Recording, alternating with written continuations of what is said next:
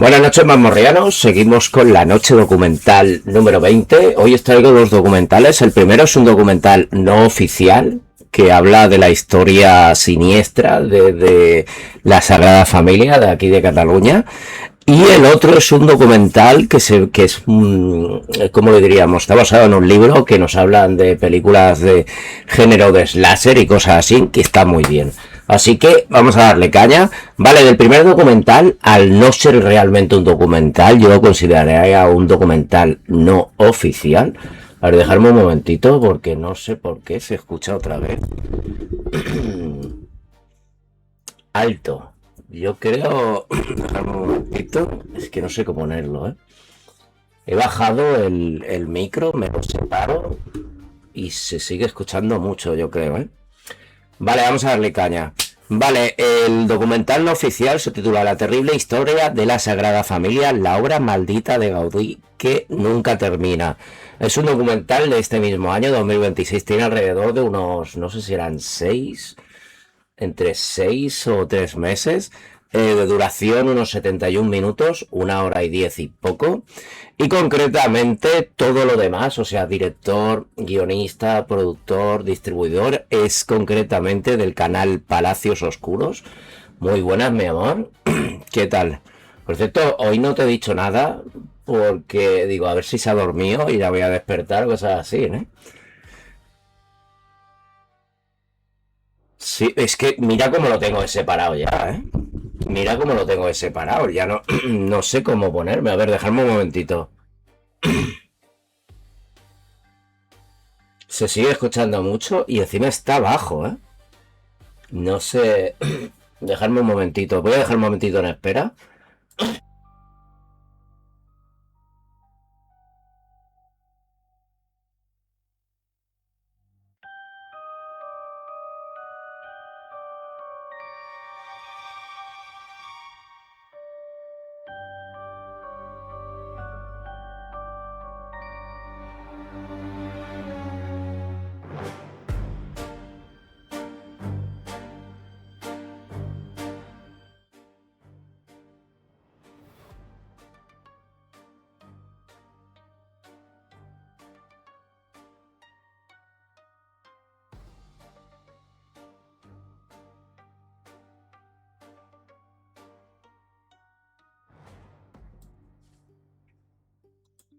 No, no tengo una salida diferente, Claudia. Lo tengo siempre, pero no sé qué pasa, que no, no me detecta mal.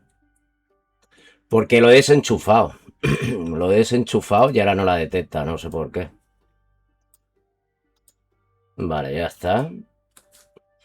La he desenchufado y lo he enchufado en la otra salida. Vale. ¿Ahora se escucha bien? Pues vale. Pues no lo sé. Es la salida. Es la salida. Yo pensaba que era la salida mala en la que lo pongo siempre, pero no. Vale, lo dicho. Concretamente, este documental no oficial es del canal de YouTube Palacios Oscuros. Y concretamente entra dentro del género de documental no oficial, historia, Sagrada Familia, maldición y Gaudí. Todos estos géneros los he puesto yo después de ver el documental. Y poco más, vamos a darle caña. Lo que digo siempre, si el documental se escucha muy flojito, me lo comentáis y lo soluciono. Si todo lo contrario escucha demasiado alto y empieza a petardear y no os enteráis de una puta mierda, me lo comentáis y voy cagando hostias a solucionarlo. Vale, yo calculo que hoy serán alrededor de 2 horas más o menos como ayer. No creo que llegue a las 3 horas, pero será más o menos.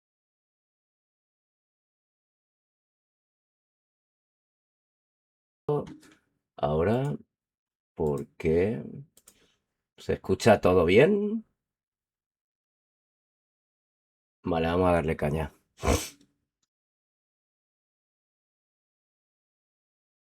En el corazón de Barcelona se levanta un templo que lleva más de 140 años en construcción y que todavía no está terminado. Millones de personas viajan cada año desde todos los rincones del mundo para contemplar sus torres, sus fachadas, sus columnas que parecen sacadas de un bosque imposible.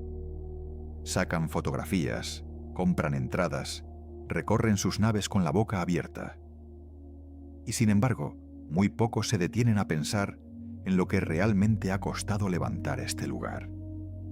No hablamos solo de dinero, hablamos de vidas, de sacrificios, de decisiones que marcaron a familias enteras durante generaciones, de un arquitecto que lo entregó todo, literalmente todo, y que murió de una forma que nadie habría imaginado para alguien de su talento. Hablamos de una obra que ha sobrevivido a guerras, a incendios provocados, a crisis políticas, a debates que siguen abiertos hoy mismo mientras escuchas estas palabras. La Sagrada Familia no es solo un edificio, es una obsesión convertida en piedra. Y como toda obsesión, tiene un lado luminoso y un lado que resulta mucho más difícil de mirar. Hay al menos 3 preguntas que rara vez aparecen en las guías turísticas. La primera es económica. ¿Cómo se ha financiado durante casi siglo y medio una obra de esta magnitud sin respaldo estatal durante la mayor parte de su historia? ¿Y qué consecuencias tuvo esa forma de financiación en su ritmo, en su diseño y en las personas que trabajaron en ella? La segunda es humana. ¿Quiénes fueron los obreros, los artesanos, los ayudantes anónimos que dedicaron años de su vida a colocar cada piedra? ¿Y qué precio pagaron por participar en un proyecto que el mundo entero admira, pero que durante décadas apenas daba para comer? Y la tercera es una pregunta sobre nosotros mismos.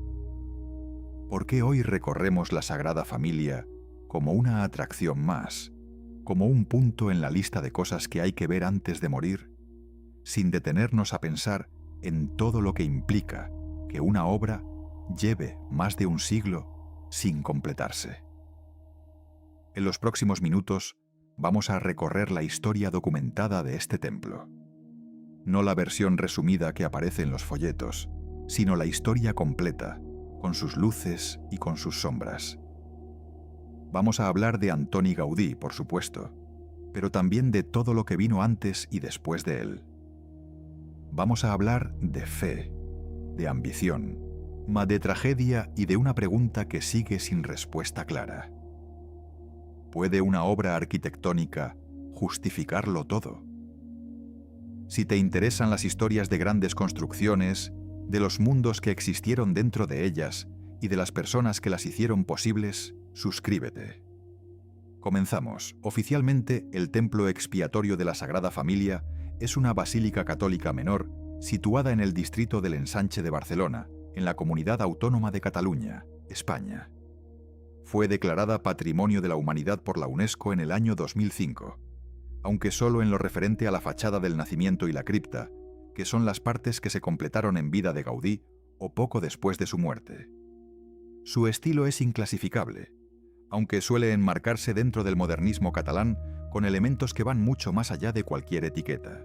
Si se la considera una de las obras arquitectónicas más importantes de los últimos 200 años, y sin duda es el monumento más visitado de toda España, por encima incluso de la Alhambra de Granada o del Museo del Prado en Madrid. Hasta aquí, la versión que conoce todo el mundo. La versión que aparece en las audioguías, en los documentales breves, en los artículos de viaje.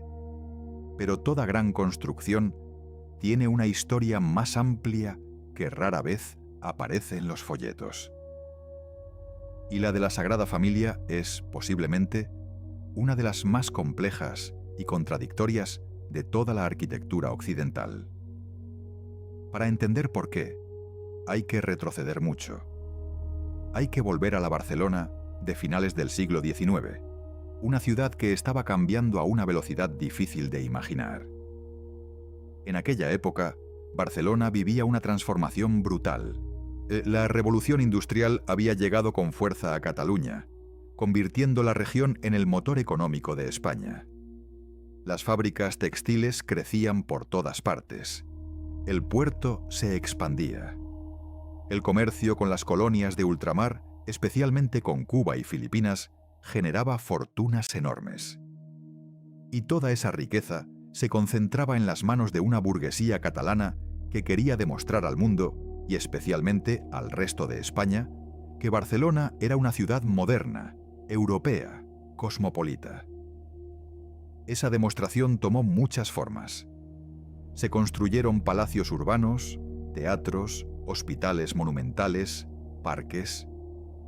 El ensanche, ese trazado de manzanas octogonales diseñado por el ingeniero Ildefonso Cerdá, se fue llenando de edificios que competían entre sí por ser el más bello, el más llamativo, el más original. Era la época del modernismo, un movimiento artístico y arquitectónico que en Cataluña alcanzó una intensidad que no tuvo en ningún otro lugar de Europa. Pero junto a esa riqueza desbordante, convivía una pobreza igualmente desbordante. Los obreros de las fábricas trabajaban jornadas de 12, 14, a veces 16 horas. Los salarios eran miserables. Las condiciones de vida en los barrios populares eran insalubres. Las epidemias de cólera y de fiebre amarilla arrasaban periódicamente los distritos más humildes. Y la tensión social crecía año tras año, alimentada por movimientos anarquistas y sindicalistas que veían en aquella Barcelona resplandeciente una ciudad construida sobre la explotación. Es en ese contexto, en esa ciudad partida en dos, donde nace la idea de la Sagrada Familia. Y aquí conviene aclarar algo que mucha gente desconoce. La Sagrada Familia no fue idea de Antoni Gaudí. El proyecto original nació de la mente de un hombre llamado Josep Maria Bocabella Uberdaguer, un librero barcelonés profundamente católico que en el año 1866 fundó la Asociación Espiritual de Devotos de San José. Bocabella era un hombre piadoso, conservador, preocupado por lo que él percibía como una creciente secularización de la sociedad catalana. Veía con alarma cómo las ideas liberales, los movimientos obreros y el anticlericalismo ganaban terreno en Barcelona, y estaba convencido de que la ciudad necesitaba un gran templo expiatorio, un lugar donde los fieles pudieran pedir perdón por los pecados de la sociedad moderna. La palabra expiatorio es clave aquí, y es importante que nos detengamos en ella un momento. Un templo expiatorio no se financia con dinero público ni con fondos de la Iglesia como institución. Se financia exclusivamente con limosnas, con donaciones voluntarias de los fieles. Eso significa que desde su concepción misma, la Sagrada Familia dependía de la caridad, del dinero que la gente quisiera dar. Y eso, como veremos, condicionó absolutamente todo: el ritmo de la obra, las decisiones arquitectónicas, las condiciones de trabajo y el destino del propio Gaudí. Bocabella viajó a Italia en 1872, visitó el santuario de Loreto y regresó a Barcelona más convencido que nunca de su misión. Compró un terreno en el corazón de Barcelona. Se levanta un templo que lleva más de 140 años en construcción y que todavía no está terminado. Millones de personas viajan cada año desde todos los rincones del mundo para contemplar sus torres, sus fachadas, sus columnas que parecen sacadas de un bosque imposible. Que se está repitiendo, ¿eh? Se está repitiendo, ¿eh? La madre que lo parió, ¿eh? O sea, se está repitiendo, hostia puta, no sé qué pasa. Yo lo vi, vale, no me lo vi entero, porque casi toda esta historia, todo esto me lo enseñaron a mí de crío, no me lo... Se está repitiendo, qué hijos de puta, ¿eh? Sacan fotografías, compran entradas, recorren sus naves con la boca abierta. Y sin embargo, muy pocos se detienen a pensar en lo que realmente ha costado levantar este lugar. No hablamos solo de dinero, hablamos de vidas, de sacrificios, de decisiones que marcaron a familias enteras durante generaciones, de un arquitecto que lo entregó todo, literalmente todo. y que murió de una forma que nadie habría imaginado para alguien de su talento. Hablamos de una obra que ha sobrevivido a guerras, a incendios provocados, a crisis políticas, a debates que siguen abiertos hoy mismo mientras escuchas estas palabras. Como un punto en la lista de cosas que hay que ver antes de morir, situada en el distrito del industrial había llegado, eran insalubres, y el anticlericalismo misma, y encargó el proyecto 33. Del Villar renunció al proyecto el 19 de marzo de 1882, día de San José. Como era lógico, dado que el templo estaba dedicado a la Sagrada Familia, Zano, que era el arquitecto diocesano en 1872. La Sagrada Familia dependía de la caridad, del dinero que la gente quisiera dar. Y eso, como veremos, condicionó absolutamente todo: el ritmo de la obra, las decisiones arquitectónicas, las condiciones de trabajo y el destino del propio Gaudí.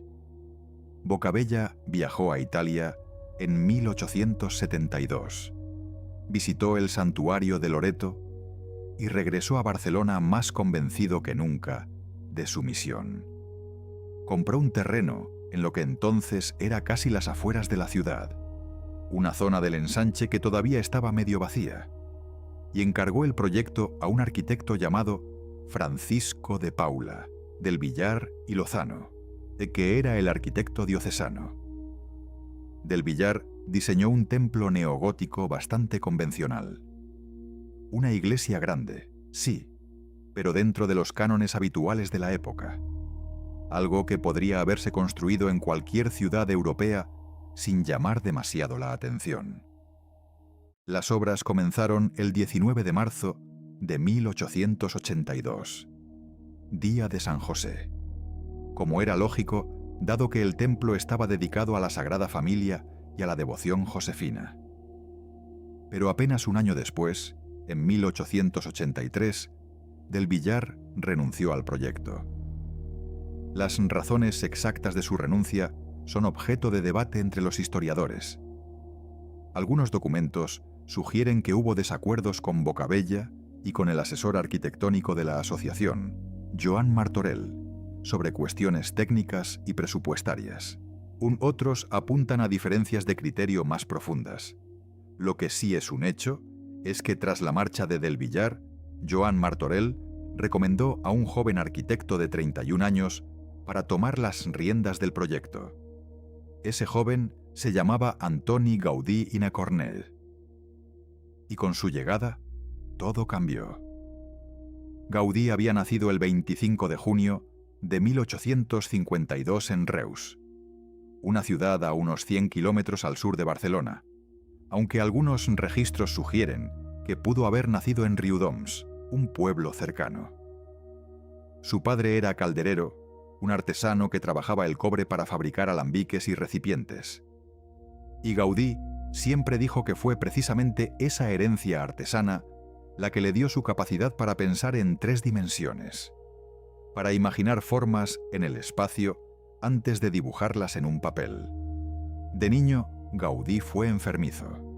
Padeció reumatismo desde muy joven, lo que le impedía jugar con otros niños y le obligaba a pasar largas temporadas en reposo. Pero esa misma limitación, según sus propias palabras, le enseñó a observar, a mirar la naturaleza con una atención que otros niños no tenían. Los árboles, las conchas, las colmenas, las formas del agua al correr por las piedras.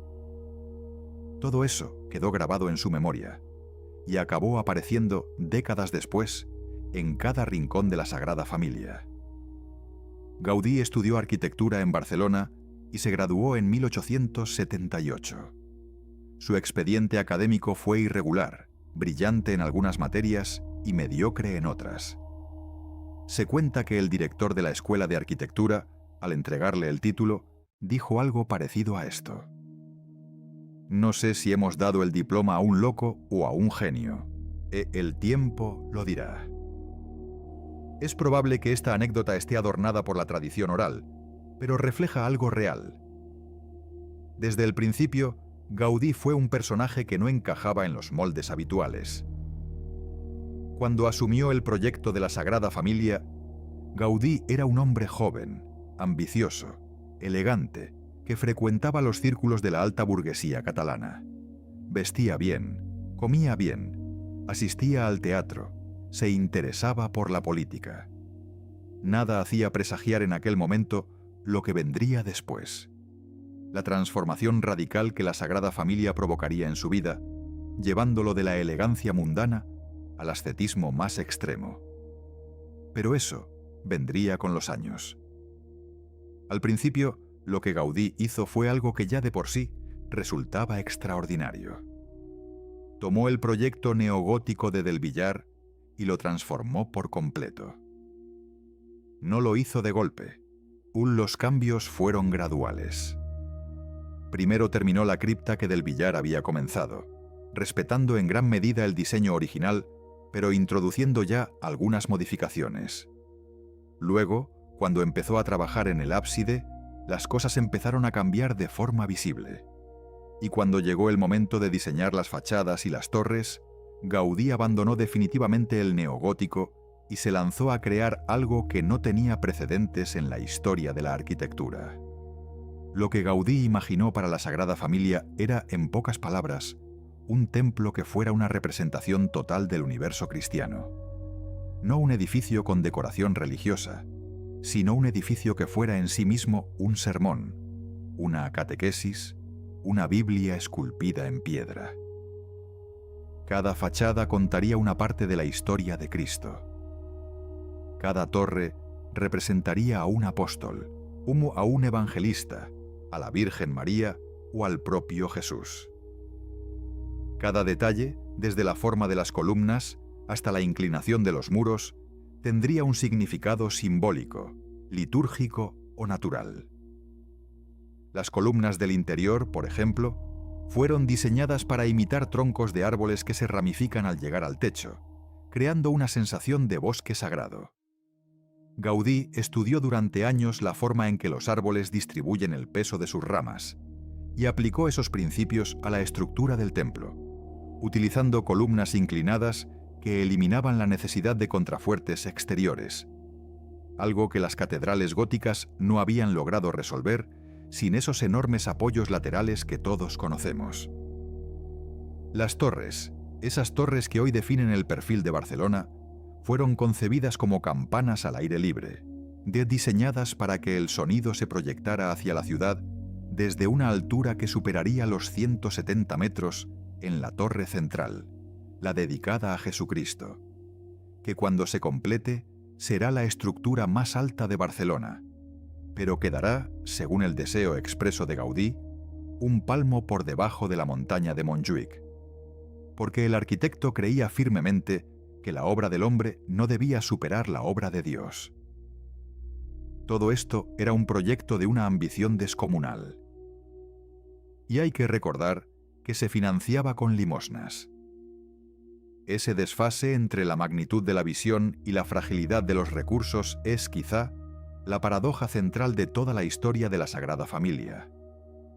Una paradoja que marcó la vida de Gaudí, que condicionó el destino de cientos de trabajadores, y que explica por qué, más de 140 años después de colocarse la primera piedra, el templo sigue sin estar terminado.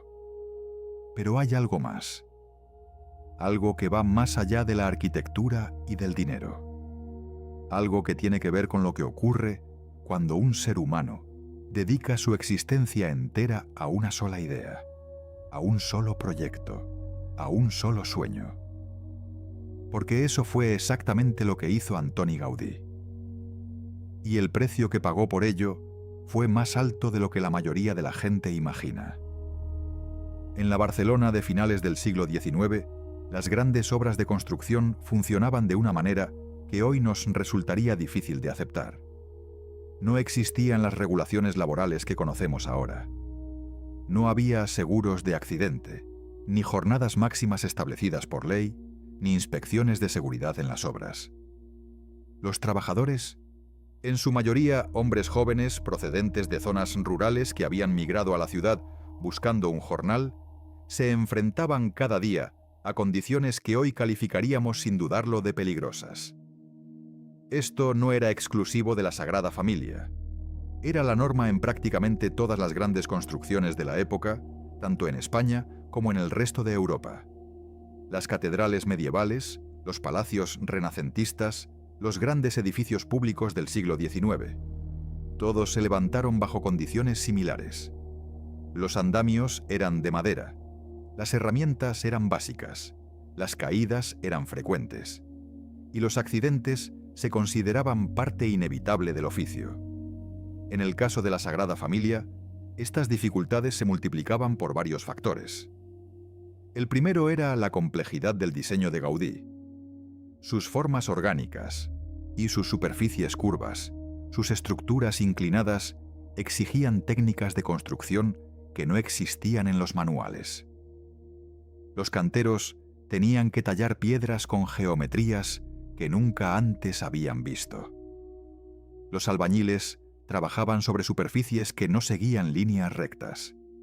Todo era más lento, más complicado y más arriesgado que en una obra convencional. El segundo factor era el dinero, o más bien la falta de él. Como el templo se financiaba exclusivamente con donativos, había temporadas en las que las arcas se vaciaban y las obras se detenían durante semanas o meses.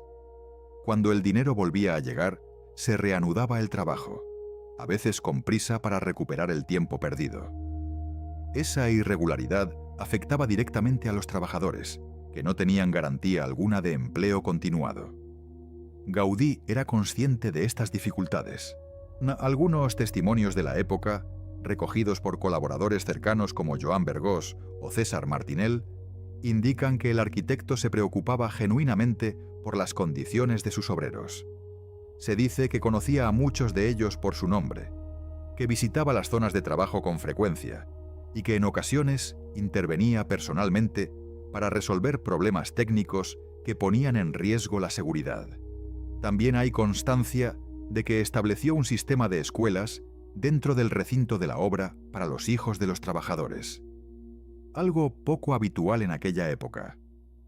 Pero por mucha voluntad que tuviera Gaudí, las limitaciones de su tiempo eran las que eran, y las consecuencias de esas limitaciones se acumularon a lo largo de las décadas en forma de accidentes, lesiones y vidas marcadas por un trabajo que era, ante todo, agotador. A medida que el proyecto de la Sagrada Familia fue creciendo en complejidad, la vida de Antoni Gaudí fue encogiendo en todo lo demás. Es uno de los aspectos más fascinantes y más perturbadores de esta historia. El hombre que en su juventud vestía trajes a medida, llevaba el pelo cuidadosamente peinado y frecuentaba los mejores restaurantes de Barcelona, fue convirtiéndose poco a poco en un ser casi irreconocible.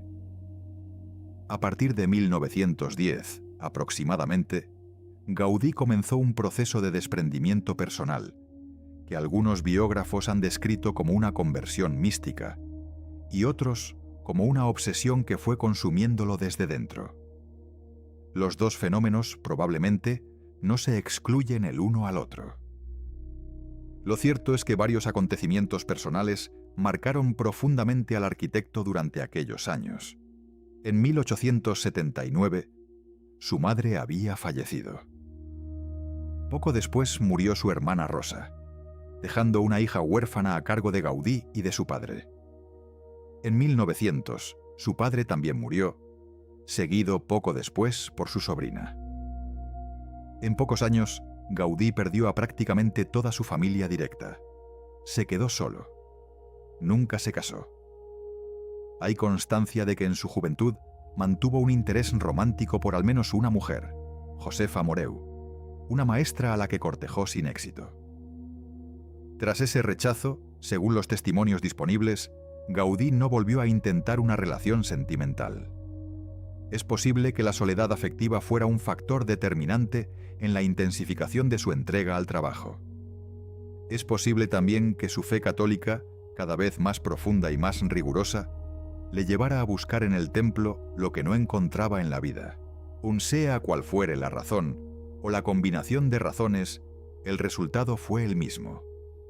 A partir de 1914, Gaudí decidió dejar de aceptar cualquier otro encargo arquitectónico para dedicarse exclusivamente a la Sagrada Familia.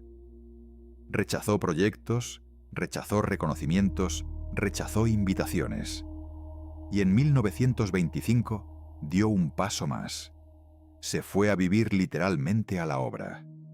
Instaló un pequeño catre en su taller dentro del recinto del templo, y allí pasó los últimos meses de su vida, rodeado de maquetas, de planos, de cálculos interminables.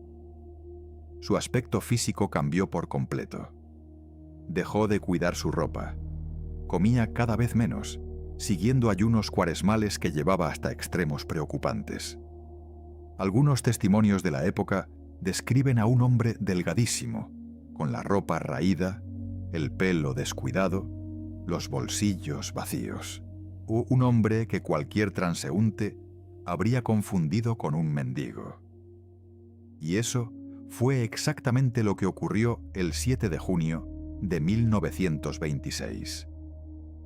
Aquella tarde, Gaudí salió del recinto de la Sagrada Familia para ir a confesarse, como hacía con frecuencia, a la iglesia de San Felipe Neri, en el barrio gótico. Caminaba por la Gran Vía de las Cortes catalanas, cerca de la calle Bailén, cuando fue atropellado por un tranvía. Lo que sucedió a continuación es uno de los episodios más documentados y al mismo tiempo más dolorosos de la historia de Barcelona. Gaudí quedó tendido en el suelo, herido de gravedad. Varios taxis se negaron a recogerlo. Según las crónicas de la época, los conductores no quisieron llevar a un hombre que parecía un indigente, sucio, mal vestido, sin documentación encima. Finalmente, algunas personas lograron trasladarlo al Hospital de la Santa Cruz, un hospital público para personas sin recursos, situado en el Raval. Allí fue ingresado como un paciente anónimo, sin nombre, sin familia que reclamara por él, sin nadie que dijera quién era aquel anciano herido. Pasaron horas hasta que alguien lo reconoció. Fue el capellán de la Sagrada Familia, Mosén Gil Parés, quien al enterarse de que un anciano había sido atropellado cerca del templo, acudió al hospital y lo identificó. Para entonces el estado de Gaudí era ya muy grave. Se intentó trasladarlo a un hospital privado donde podría recibir mejor atención. Pero según los testimonios recogidos por diversos biógrafos, el propio Gaudí se negó. Hay una frase que se le atribuye, aunque como ocurre con tantas citas históricas, es difícil verificar su exactitud literal. Mi sitio está aquí, entre los pobres. Otras versiones sugieren que simplemente no quiso que se gastara dinero en él, cuando ese dinero podía ir a la obra del templo. Antoni Gaudí murió el 10 de junio de 1926, 3 días después del atropello. Tenía 73 años. Su funeral fue multitudinario. Miles de barceloneses acompañaron el cortejo fúnebre desde el hospital hasta la Sagrada Familia, donde fue enterrado en la cripta, bajo el altar de la Virgen del Carmen. La misma ciudad que no había sabido reconocerlo, tirado en una acera, lo despidió como a uno de los suyos. Hay algo profundamente inquietante en esta historia. El arquitecto más importante que ha dado Barcelona, y quizá el más original que ha dado Europa en los últimos 2 siglos, murió confundido con un indigente. El hombre que diseñó el Parc Güell, la Casa Batlló, la Casa Milà, la cripta de la colonia Güell y sobre todo la Sagrada Familia, pasó sus últimas horas en una sala común de un hospital de beneficencia, sin que nadie supiera quién era. Es difícil no preguntarse qué dice eso de la relación entre una sociedad y sus creadores. Es difícil no preguntarse si la obsesión que Gaudí volcó en su templo no terminó por devorar al hombre que había detrás del genio. Y es difícil no preguntarse si la Sagrada Familia, esa obra que Gaudí llamaba el templo de Dios, no exigió un sacrificio demasiado alto. Pero estas son preguntas, no respuestas. Y como tales, debemos tratarlas. Lo que sí es un hecho es que cuando Gaudí murió, la Sagrada Familia estaba muy lejos de estar terminada. Solo se había completado la cripta, el ábside, una parte del claustro y la fachada del nacimiento con una de sus 4 torres. Es decir, aproximadamente entre un 10 y un 15% del proyecto total, según las estimaciones de los expertos. Y aquí entramos en una de las fases más turbulentas y menos conocidas de la historia del templo. Cuando Gaudí falleció, dejó tras de sí un tesoro invaluable. Maquetas, dibujos, cálculos estructurales, anotaciones, fotografías. Todo ello estaba almacenado en su taller, dentro del recinto de la obra. Ese material era la clave para continuar el proyecto, porque gran parte del diseño de Gaudí no estaba registrado en planos convencionales. El arquitecto trabajaba de una forma muy particular. Construía maquetas a escala, y muchas de ellas utilizando un sistema de cuerdas y pesos invertidos que le permitía calcular las formas estructurales óptimas. Luego fotografiaba esas maquetas con un espejo para verlas del derecho y trasladaba las formas a la construcción. Era un método brillante, pero extraordinariamente personal. Sin Gaudí para interpretar sus propias maquetas, el riesgo de perder información era enorme. Y entonces llegó la tragedia.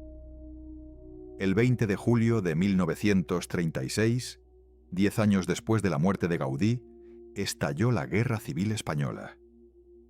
Barcelona quedó en la zona republicana y durante las primeras semanas del conflicto se desencadenó una oleada de violencia anticlerical que afectó a iglesias, conventos y edificios religiosos en toda la ciudad. La Sagrada Familia no fue un objetivo militar, pero sí un objetivo simbólico. Grupos de milicianos entraron en el recinto del templo y asaltaron el taller de Gaudí. Las maquetas fueron destrozadas. Los planos fueron quemados. Los archivos fueron saqueados. La cripta fue profanada. Los daños no fueron totales, pero sí devastadores. Cuando terminó la guerra, en 1939, un grupo de colaboradores de Gaudí y devotos del proyecto se enfrentaron a una tarea que parecía casi imposible: reconstruir las maquetas a partir de los fragmentos rotos e intentar descifrar, sin el maestro, cuáles eran sus intenciones para las partes del templo que aún no se habían construido. Este trabajo de reconstrucción fue lento, minucioso y enormemente controvertido. Algunas maquetas pudieron recomponerse razonablemente bien, otras quedaron incompletas. Y para las partes del proyecto de las que no se conservaba ninguna maqueta ni ningún plano, hubo que recurrir a la interpretación, a la deducción, a las conversaciones que los colaboradores recordaban haber tenido con Gaudí durante sus últimos años. Es aquí donde comienza uno de los debates más intensos y más duraderos de la historia de la arquitectura contemporánea. ¿Se puede terminar una obra cuando su creador ha muerto sin dejar instrucciones completas? ¿Hasta qué punto las decisiones que se toman en su nombre reflejan realmente su visión? ¿Y hasta qué punto son interpretaciones, por bien intencionadas que sean, de personas que no son él? Estas preguntas han dividido a arquitectos, historiadores, críticos y ciudadanos durante décadas, y la división sigue abierta hoy. Por un lado están quienes defienden que la obra debe completarse porque ese era el deseo explícito de Gaudí. El propio arquitecto sabía que no vería terminado el templo en vida. En una ocasión, según recogen sus biógrafos, alguien le preguntó si no le preocupaba morir sin ver la obra acabada. Y Gaudí respondió algo que se ha citado innumerables veces: «Mi cliente no tiene prisa», refiriéndose, claro, a Dios. Para los defensores de la continuación, la Sagrada Familia es como una catedral medieval. Las grandes catedrales europeas tardaron siglos en construirse. pasaron por las manos de decenas de maestros de obra diferentes, cada uno aportando su estilo, su técnica, su interpretación. Y nadie cuestiona hoy la legitimidad de esas catedrales. La Sagrada Familia, argumentan, pertenece a esa misma tradición. Por otro lado, están quienes creen que la obra debería haberse detenido en el punto donde Gaudí la dejó. Entre los más críticos se encuentran arquitectos de enorme prestigio. Se atribuye a figuras importantes de la arquitectura moderna haber firmado, en distintos momentos del siglo XX, manifiestos y cartas abiertas pidiendo la paralización de las obras. El argumento principal es que lo que se construye hoy no es obra de Gaudí, sino una interpretación libre de lo que alguien cree que Gaudí habría hecho, y que eso equivale, en cierto sentido, a falsificar su legado. Es un debate que no tiene respuesta fácil. Y es un debate que probablemente nunca se resolverá del todo, porque toca cuestiones que van más allá de la arquitectura.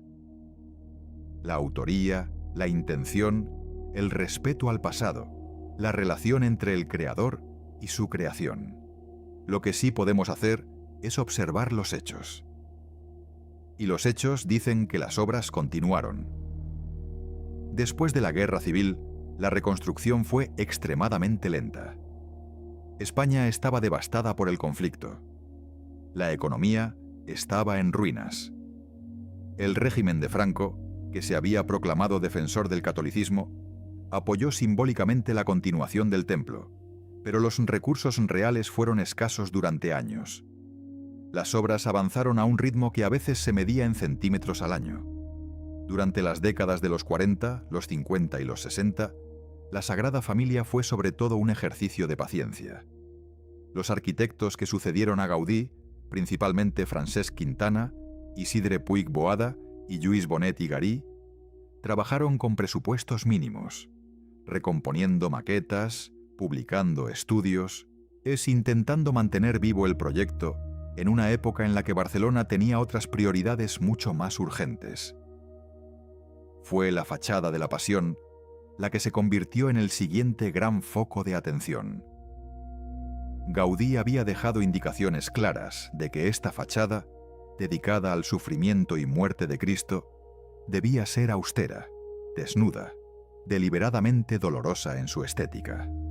A diferencia de la fachada del Nacimiento, exuberante y llena de decoración naturalista, la fachada de la Pasión debía transmitir desolación.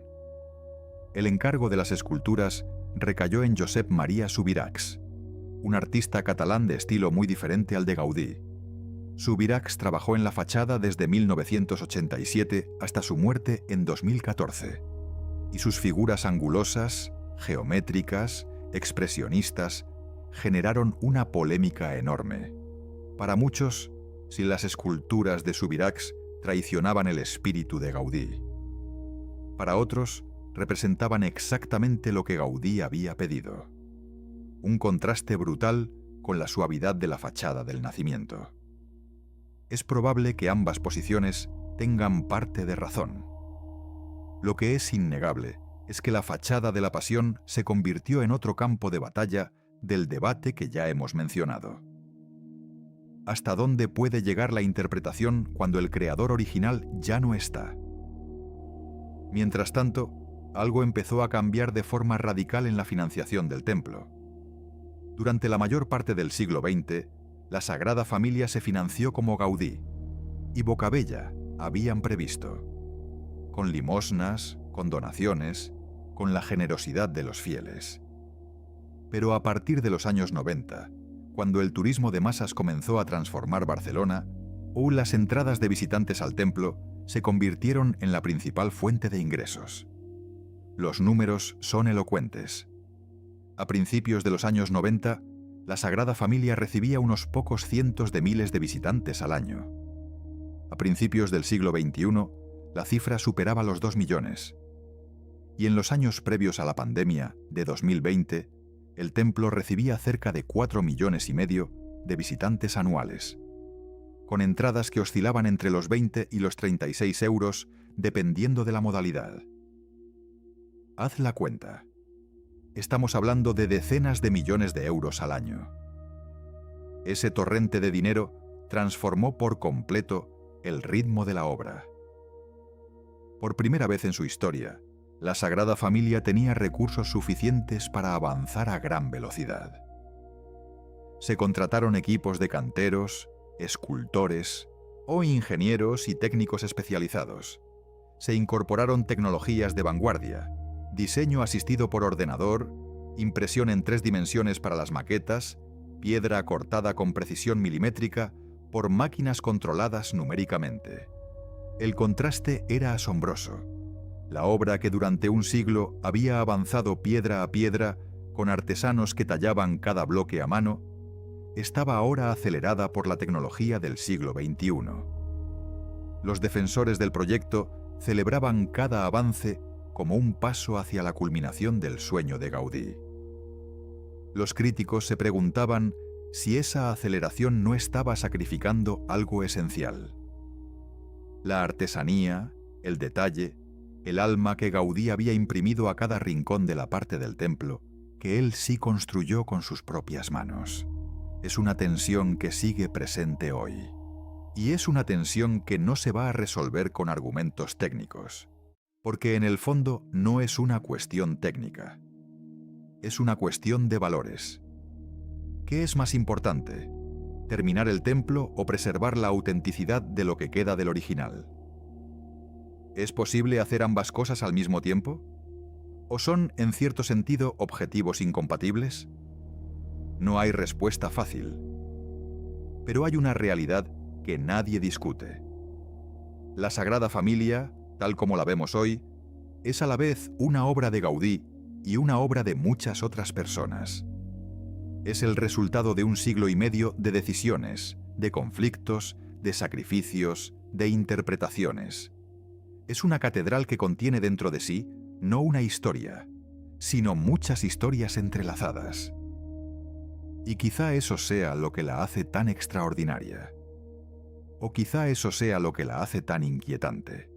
Hay un aspecto de la Sagrada Familia del que casi nunca se habla en los documentales convencionales, y es la relación del templo con la propia ciudad de Barcelona.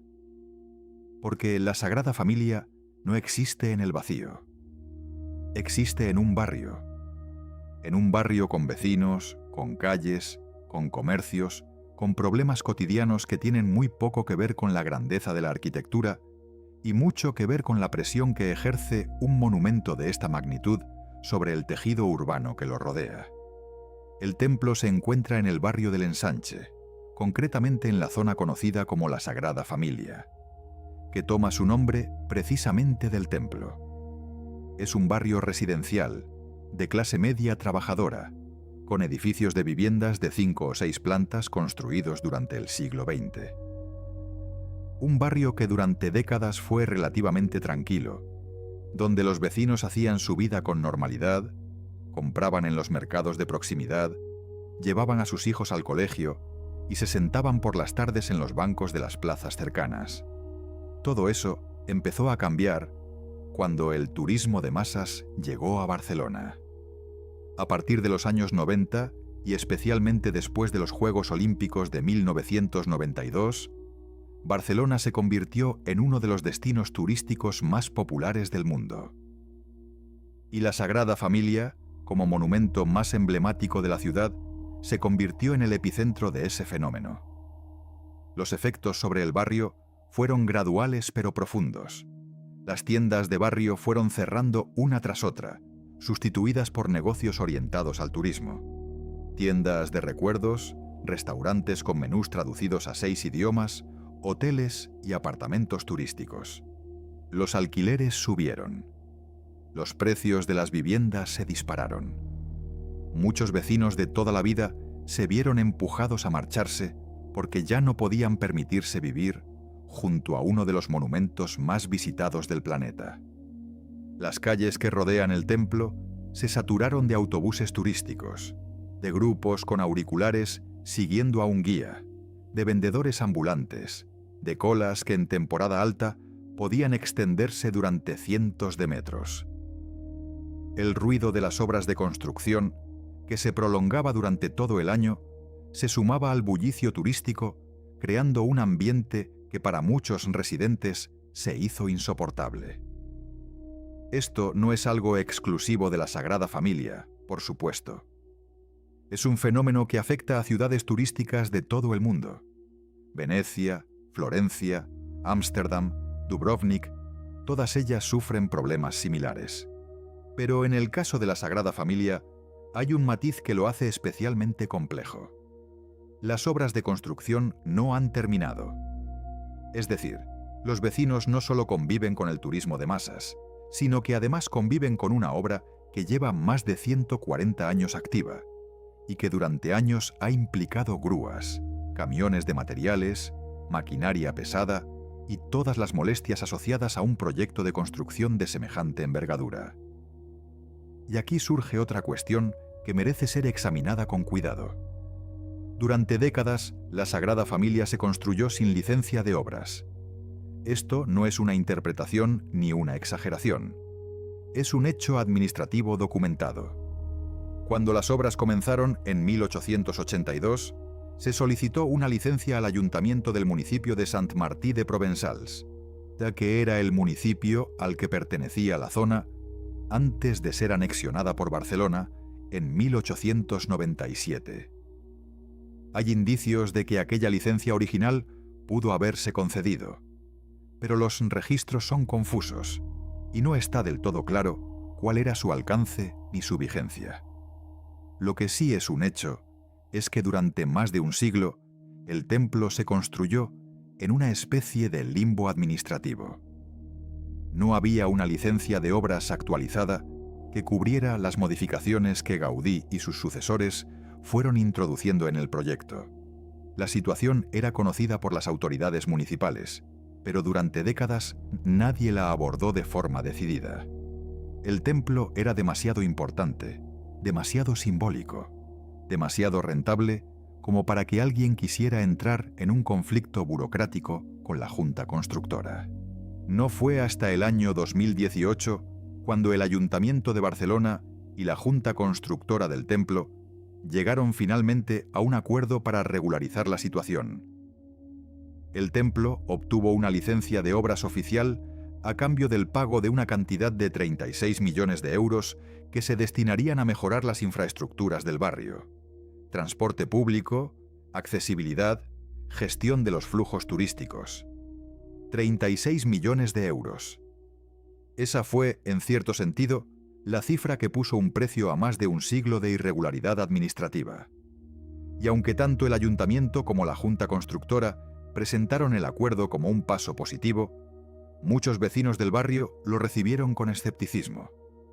Para ellos, 36 millones no compensaban décadas de molestias, de obras interminables, de una transformación del barrio que sentían que nadie les había preguntado si deseaban. Es importante no simplificar este conflicto. La Junta Constructora del templo no es una empresa con ánimo de lucro.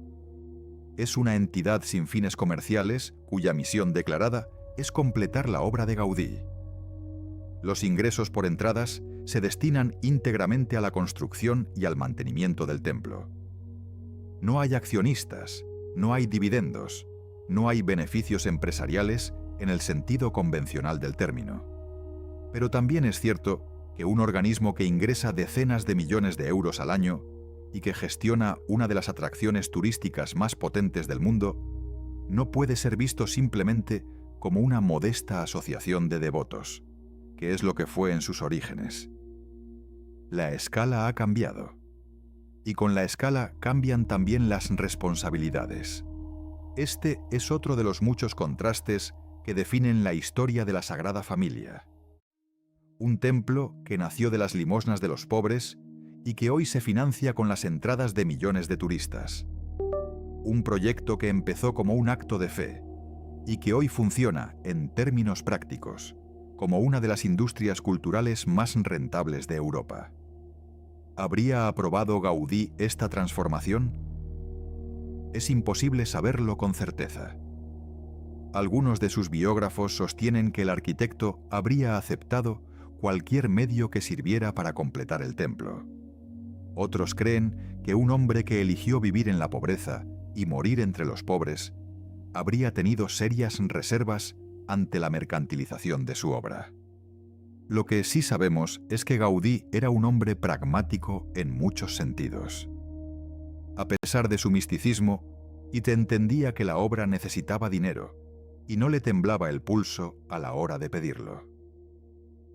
Hay constancia de que visitaba personalmente a familias adineradas de Barcelona para solicitar donaciones. Se cuenta que en una ocasión, al ser rechazado por un potencial benefactor, Gaudí le dijo algo así como: «Señor, el templo no le necesita a usted. Es usted quien necesita al templo». La anécdota puede ser apócrifa, pero refleja un rasgo de carácter que aparece de forma consistente en los testimonios de quienes lo conocieron.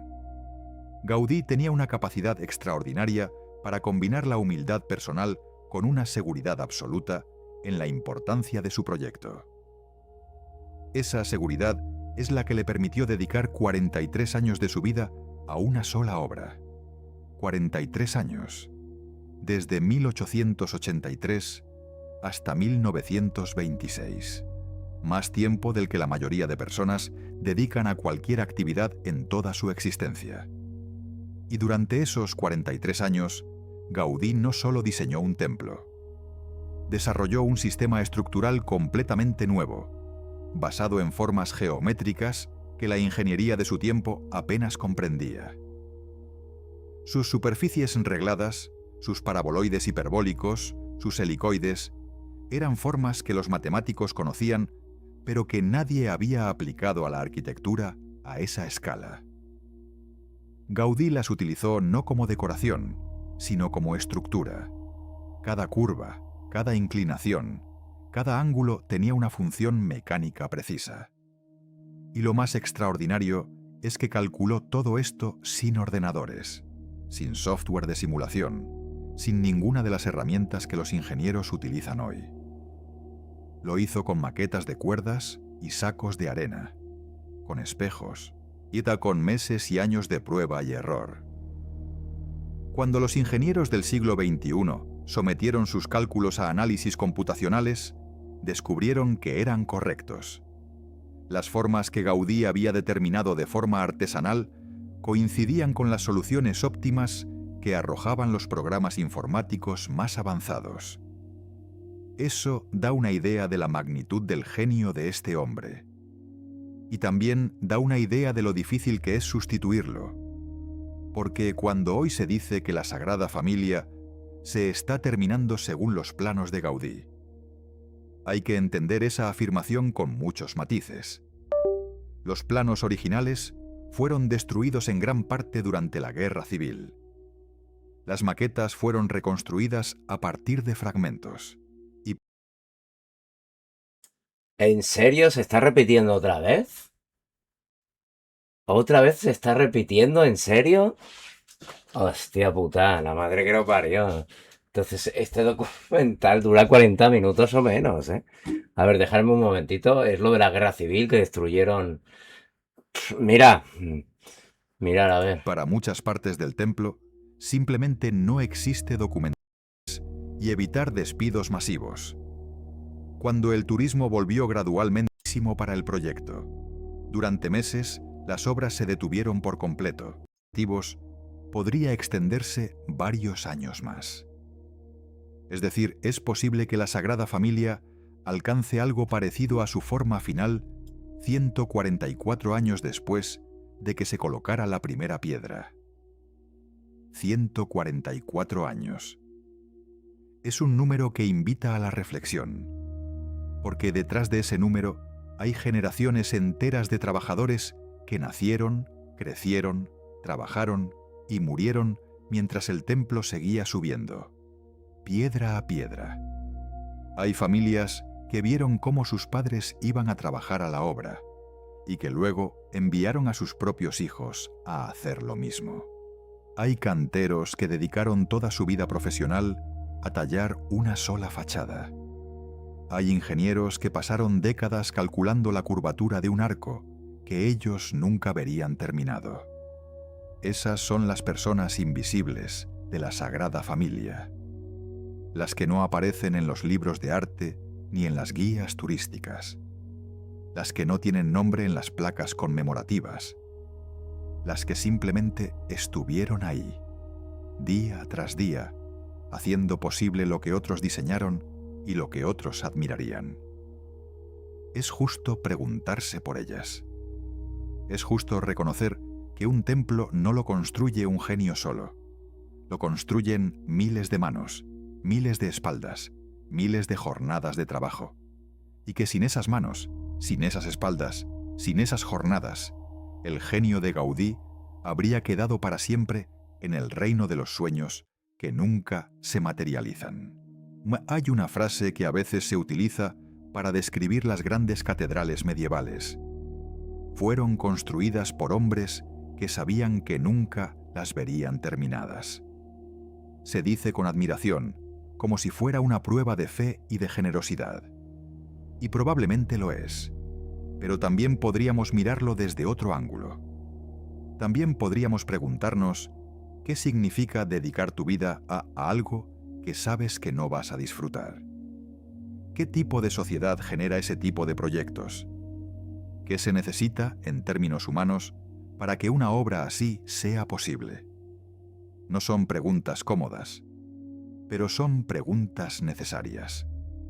Y la Sagrada Familia, más que cualquier otro edificio del mundo moderno, nos obliga a hacérnoslas. Hay algo que ocurre cuando entras en la Sagrada Familia que no pasa en ningún otro edificio del mundo. Quienes la han visitado lo describen de muchas formas diferentes. Algunos hablan de una sensación de vértigo, otros de una calma inesperada. Algunos dicen que sintieron algo parecido a estar dentro de un bosque, pero un bosque hecho de piedra y de luz. Otros confiesan que se emocionaron sin saber exactamente por qué, que los ojos se les llenaron de lágrimas ante algo que no podían explicar con palabras. Y es que la Sagrada Familia fue diseñada precisamente para eso, para producir una experiencia que fuera más allá de lo racional. Gaudí no quería construir un edificio bonito, quería construir un espacio que transformara a quien lo habitara, aunque fuera durante unos minutos.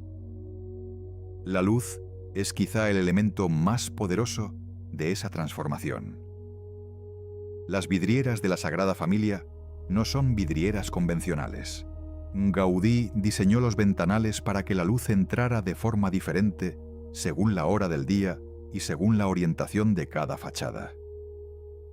Por la mañana, la fachada del nacimiento, orientada al este, recibe la luz del amanecer, y las vidrieras de tonos verdes y azules tiñen el interior de una claridad suave, casi submarina.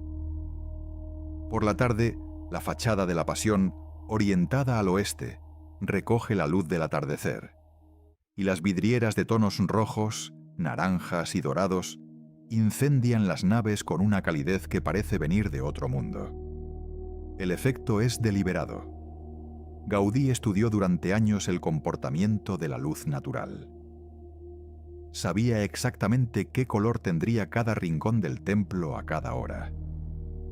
Y diseñó las vidrieras no como decoración, sino como parte integral de la arquitectura, como un sistema de iluminación natural que cambia constantemente, o que nunca es igual, que convierte cada visita en una experiencia irrepetible. Esa obsesión por el detalle es visible en cada centímetro del templo. Las columnas interiores, por ejemplo, no son cilindros simples, son formas geométricas complejas que van rotando a medida que suben, pasando de una base cuadrada a una forma octogonal, luego hexadecagonal y finalmente casi circular en la parte superior, donde se ramifican como las ramas de un árbol. Cada columna tiene una altura y un diámetro calculados para soportar exactamente el peso que recibe, ni más ni menos. Gaudí eliminó todo lo superfluo. Cada forma responde a una necesidad estructural. Y sin embargo, el resultado es de una belleza que parece imposible de haber salido de un cálculo matemático. Es esa combinación de rigor y de belleza lo que hace que la Sagrada Familia sea única. No es un edificio que impresione solo por su tamaño, aunque su tamaño sea impresionante. No es un edificio que impresione solo por su decoración, aunque su decoración sea abrumadora. Es un edificio que impresiona, porque cada una de sus partes tiene sentido, porque todo está conectado, porque la estructura y la estética son la misma cosa. Gaudí solía decir que la originalidad consiste en volver al origen. Con eso quería decir que su arquitectura no era caprichosa, no era arbitraria, no era un ejercicio de ego. Era un intento de comprender las leyes de la naturaleza y de aplicarlas a la construcción. Los árboles, las conchas, los huesos, las alas de los insectos, todo eso aparece en la Sagrada Familia no como imitación decorativa, sino como principio estructural. Gaudí aprendió de la naturaleza lo que los ingenieros de su época no sabían enseñar. Y lo que aprendió sigue siendo válido más de un siglo después. Pero hay otra dimensión de la Sagrada Familia que va más allá de la arquitectura y de la ingeniería. Es la dimensión humana, la historia de todas las personas que han pasado por este templo, no como visitantes, sino como constructores, como soñadores, como víctimas de las circunstancias. Pensemos por un momento en los obreros de las primeras décadas, hombres que llegaban al amanecer, que subían andamios de madera a decenas de metros de altura, que tallaban piedra bajo el sol de Barcelona durante horas interminables, que volvían a casa con las manos destrozadas y el cuerpo dolorido.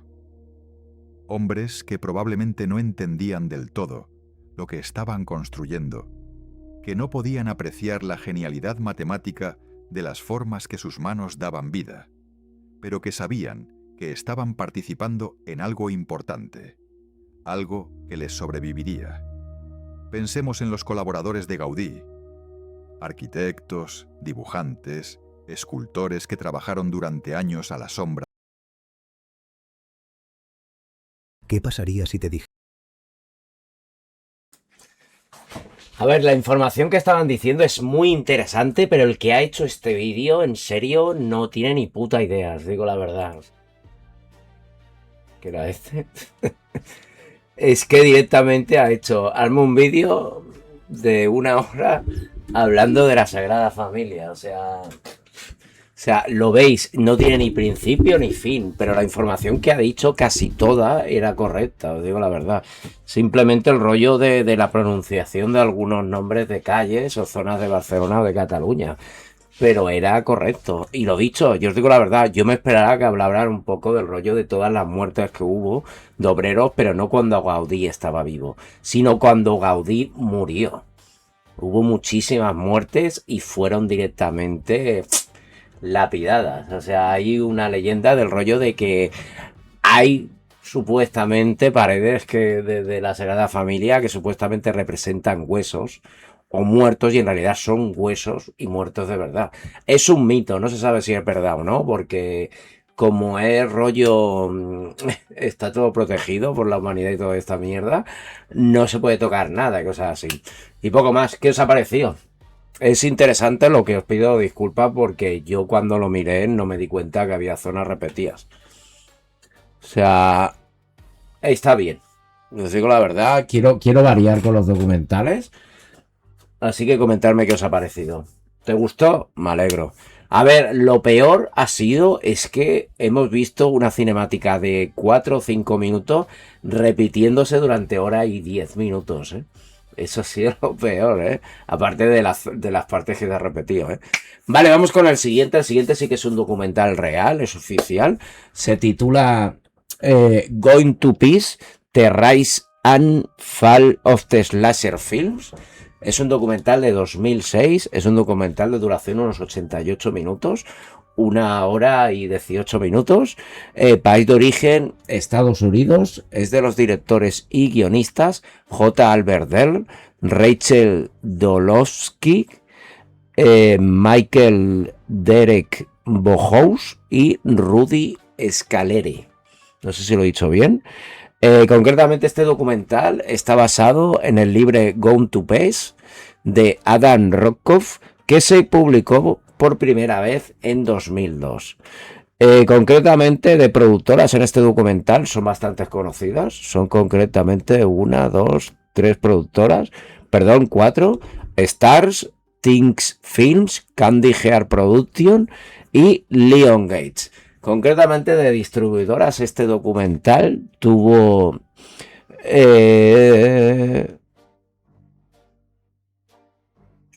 unas 3 distribuidoras, perdón.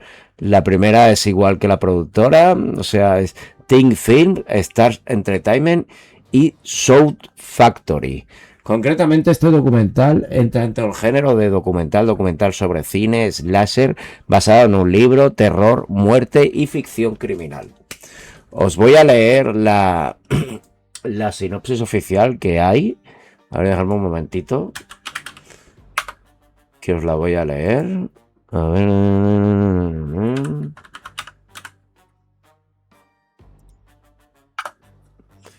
Y lo dicho, comentarme un poco más. Y aparte, ¿a ti te gustaría? Es que has sido la única que ha estado durante el documental. ¿A ti te gustaría que trajera más documental? A ver, quiero traer algo relacionado por la zona donde vivo, o sea, de Cataluña y Barcelona en general. También me hubiera gustado traeros lo que no he encontrado ninguno. He encontrado películas, pero ya las he traído, del rollo de lo de la bruja de Barcelona, que se supone que hacía ungüentos con cadáveres de niños y cosas así. O la calle Tallers de Barcelona, donde se supone que vivieron muchos asesinos en serie desde el principio del siglo y cosas así. Vale, dejarme un momentito, a ver. Vale, os voy a leer la sinopsis que se puede encontrar en Abandon Movies, que dice así: recorrido por los clásicos del género con comentarios de los implicados, tiene varios aciertos como reivindicar al gran Tom Savini, responsable en gran parte de los éxitos de estos films, y Harry Manfredini, creador de la excelente música de Viernes 13. Ya está, no tengo nada más, así que vamos a darle caña. Vale, este documental es bastante más largo, aparte lo digo siempre. Todo el contenido de lo que traigo, no únicamente documentales, sino también películas, os lo pongo luego en Discord. Vale, tendría que decir que este documental está en inglés. A ver, dejarme como que... ¿What?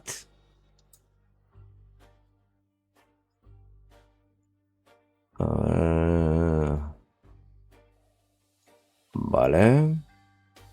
Pues vale. No sé por qué. Yo pensaba, está en español mexicano los subtítulos del siguiente documental. Vale, este documental os lo traigo del canal de YouTube. Esperar, que lo tengo aquí apuntado en algún lado. Mira, tomar por culo. De un canal de YouTube que os he traído bastante cosas. Es el canal de YouTube Alex Perea. Y vamos a darle caña, cambiamos y le damos caña.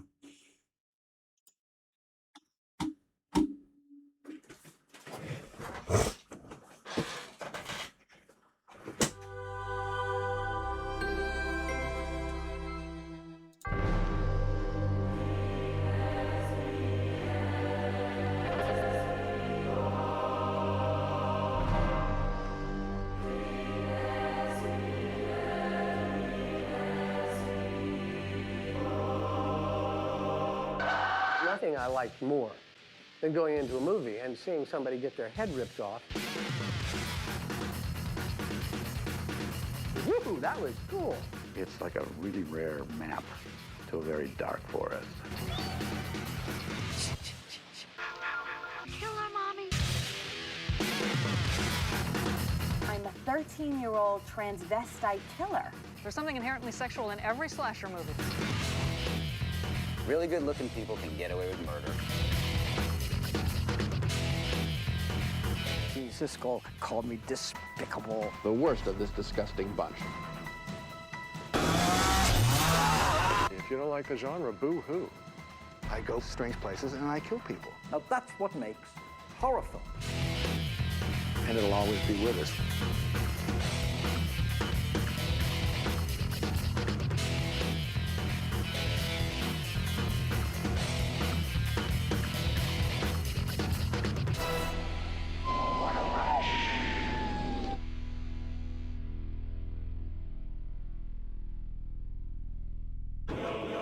Mankind's appetite for violence is as old as mankind itself.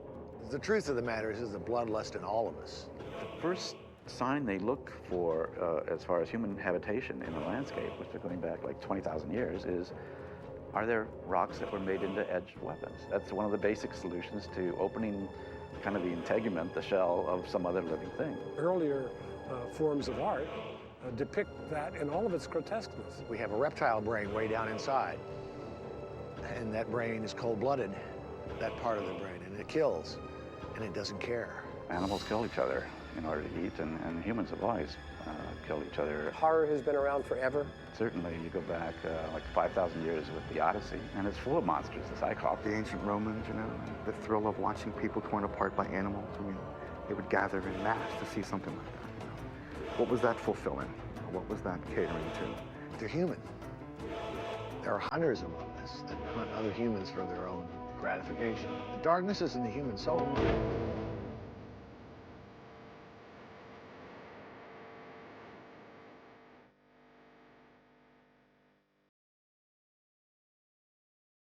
Kids being eaten and so on. It's been going on for centuries. In the spring of 1897, man's taste for the macabre found a new level of splendor with the Paris opening of the Théâtre du Grand Guignol. And for the next 60 years, the original theater of horror brought scenes of rape, torture, and grotesque violent stunts to a voyeuristic live audience. Thousands and thousands of plays, you know, were written and were very popular. Just eye gouging and, you know, faces in fire and burning at the stake and arrows through the, you know, there was something about wanting to see that happen to people. With the increasing numbers of modern cinemas, the Grand Guignol closed its doors forever in 1962, after giving birth almost accidentally to a new genre. Perhaps it is no coincidence, and somehow fitting, that just 2 years earlier, two of Britain's most talented filmmakers had laid the foundations for the contemporary slasher film. Michael Powell's Peeping Tom, a sympathetic portrayal of a voyeuristic murderer, horrified audiences and critics alike, who failed to note the film's intelligent treatment of the subject. It would be 20 years before the film was finally hailed a classic example of British cinema, though it came far too late for Powell's career, which effectively came to an end with Peeping Tom's 1960 release. That same year, however, the genius of Alfred Hitchcock's Psycho whet the appetite of the American audiences. Because the American culture had changed. You had Ed Gein, who had murdered a lot of people. I had no idea that Bloch had written his book about a real person. I read it and I thought, this is a strange thing for Hitchcock to do. He just sat there like this, you know, with his hands on his belly and never moved, never blinked, never said a word. When I got to the point where she gets killed while she's in the shower, he said, we could get a star.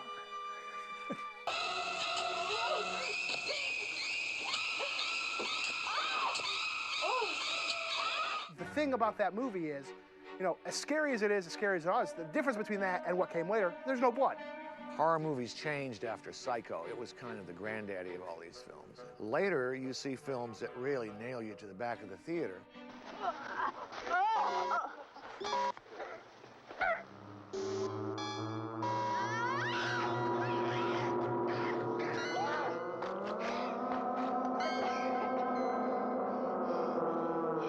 But it wasn't until 1978 when the genre crescendoed into that one perfect note.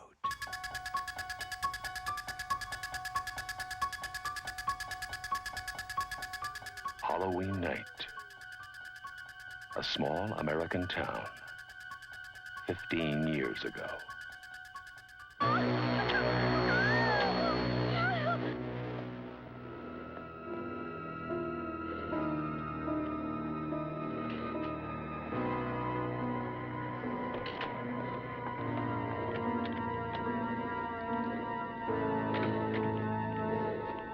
Michael? Halloween. One of the things that I noticed that happened earlier was this Jim Jones business. This religious leader, he had all his followers and they took Kool-Aid and died, and there was this, I don't know, kind of... Yo os traje un documental de Jim Jones, ¿eh? Era el creador de esta nueva religión o secta, el Templo del Pueblo, si no recuerdo mal que se llamaba, que provocó que mucha gente se suicidara, ¿eh? El rollo en una isla creo, no sé si era Brasil, creo, o por el Amazonas, no me acuerdo bien, pero lo tenéis en Noche documental, lo tenéis ese documental enterito, ¿eh? Yo os lo digo por si realmente lo queréis ver, ahí lo tenéis, ¿eh? Vale, vamos a seguir, perdón. Bizarre feeling in the country that, you know, things weren't quite right. Carter was our president. He was an unpopular leader. So I think Halloween came around at the time people just wanted to have a safe scare. 78 was the right time.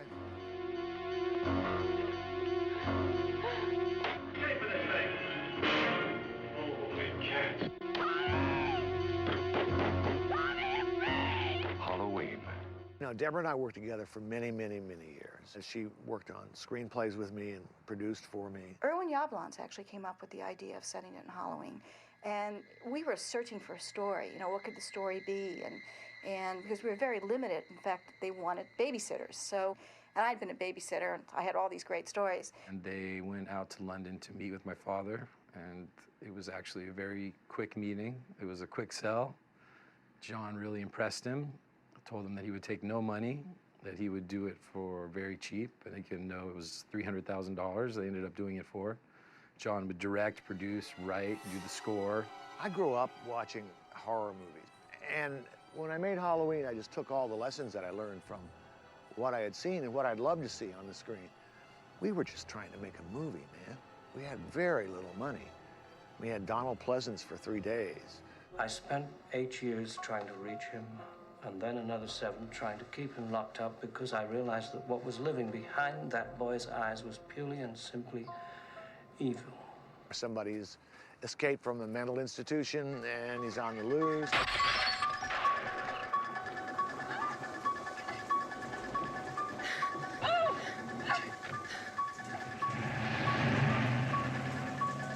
I consider the film to be a perfect film. Michael Myers is the hand of God. He's a force of nature. We'll look back on it, it's still considered one of the scariest films of all time. It is, at the end of the day, very light on gore. There's maybe one scene where a character is pinned against a cabinet in the kitchen, and you see the knife sticking out, and it's all about Michael Myers sort of looking quizzically at this dead body. Scariest moments come with the tilt of a head, or come with that great John Carpenter 2.35 scope format. We made it with widescreen and Panavision and tried to make it as elegant as possible. But the crucial central performance is Jamie Lee Curtis's performance. It's brilliant. She looks like a human being. She creates a true character that the audience very strongly identifies with. Deborah thought it'd be a great idea to cast her, plus the fact that she was Janet Leigh's daughter, which kind of connected back to Psycho. Tommy, Halloween night, it's when people play tricks on each other. It's all make-believe. I think Richie was just trying to scare you. Didn't matter if you lived in Poughkeepsie, didn't matter if you lived in Detroit, didn't matter if you lived in Los Angeles. Everyone had a babysitter. Most people were babysitters at one point or another. Everyone can relate to the terror of being faced with that faceless white mask. Can't kill the boogeyman. The thing I did to try to kick it up in the air was to make protagonist unkillable. I think people underrate this to this day, how effective the ending of that film was.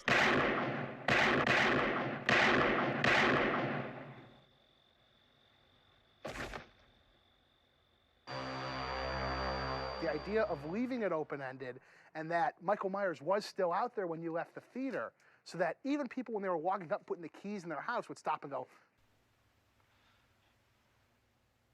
And then Halloween was released in a regional release. In other words, the distributor wasn't big enough to do it nationwide, so it went from region to region. It was one of those underground films that really was not reviewed very well. And all the reviews that we had on Halloween were negative. But the review in Village Voice was all of a sudden a positive review, and it said this movie has something more to it. And it began to pick up because of word of mouth. So it gave me a little credibility. It was just a really scary horror film that is considered a slasher film because it was very real and there was slashing in it. It's always like the thing that exists before the name gets put on it would be Halloween, I guess. I mean, that, you know, is the single guy with a knife chasing teenagers. It's a classic which spawned many afterwards, the way Star Wars or American Graffiti or Indiana Jones are. It's a template in the horror genre, so that makes it a classic. Anytime a story has truly terrified us historically, it becomes history. Halloween is history. And it made a fortune that turned Hollywood on its butt.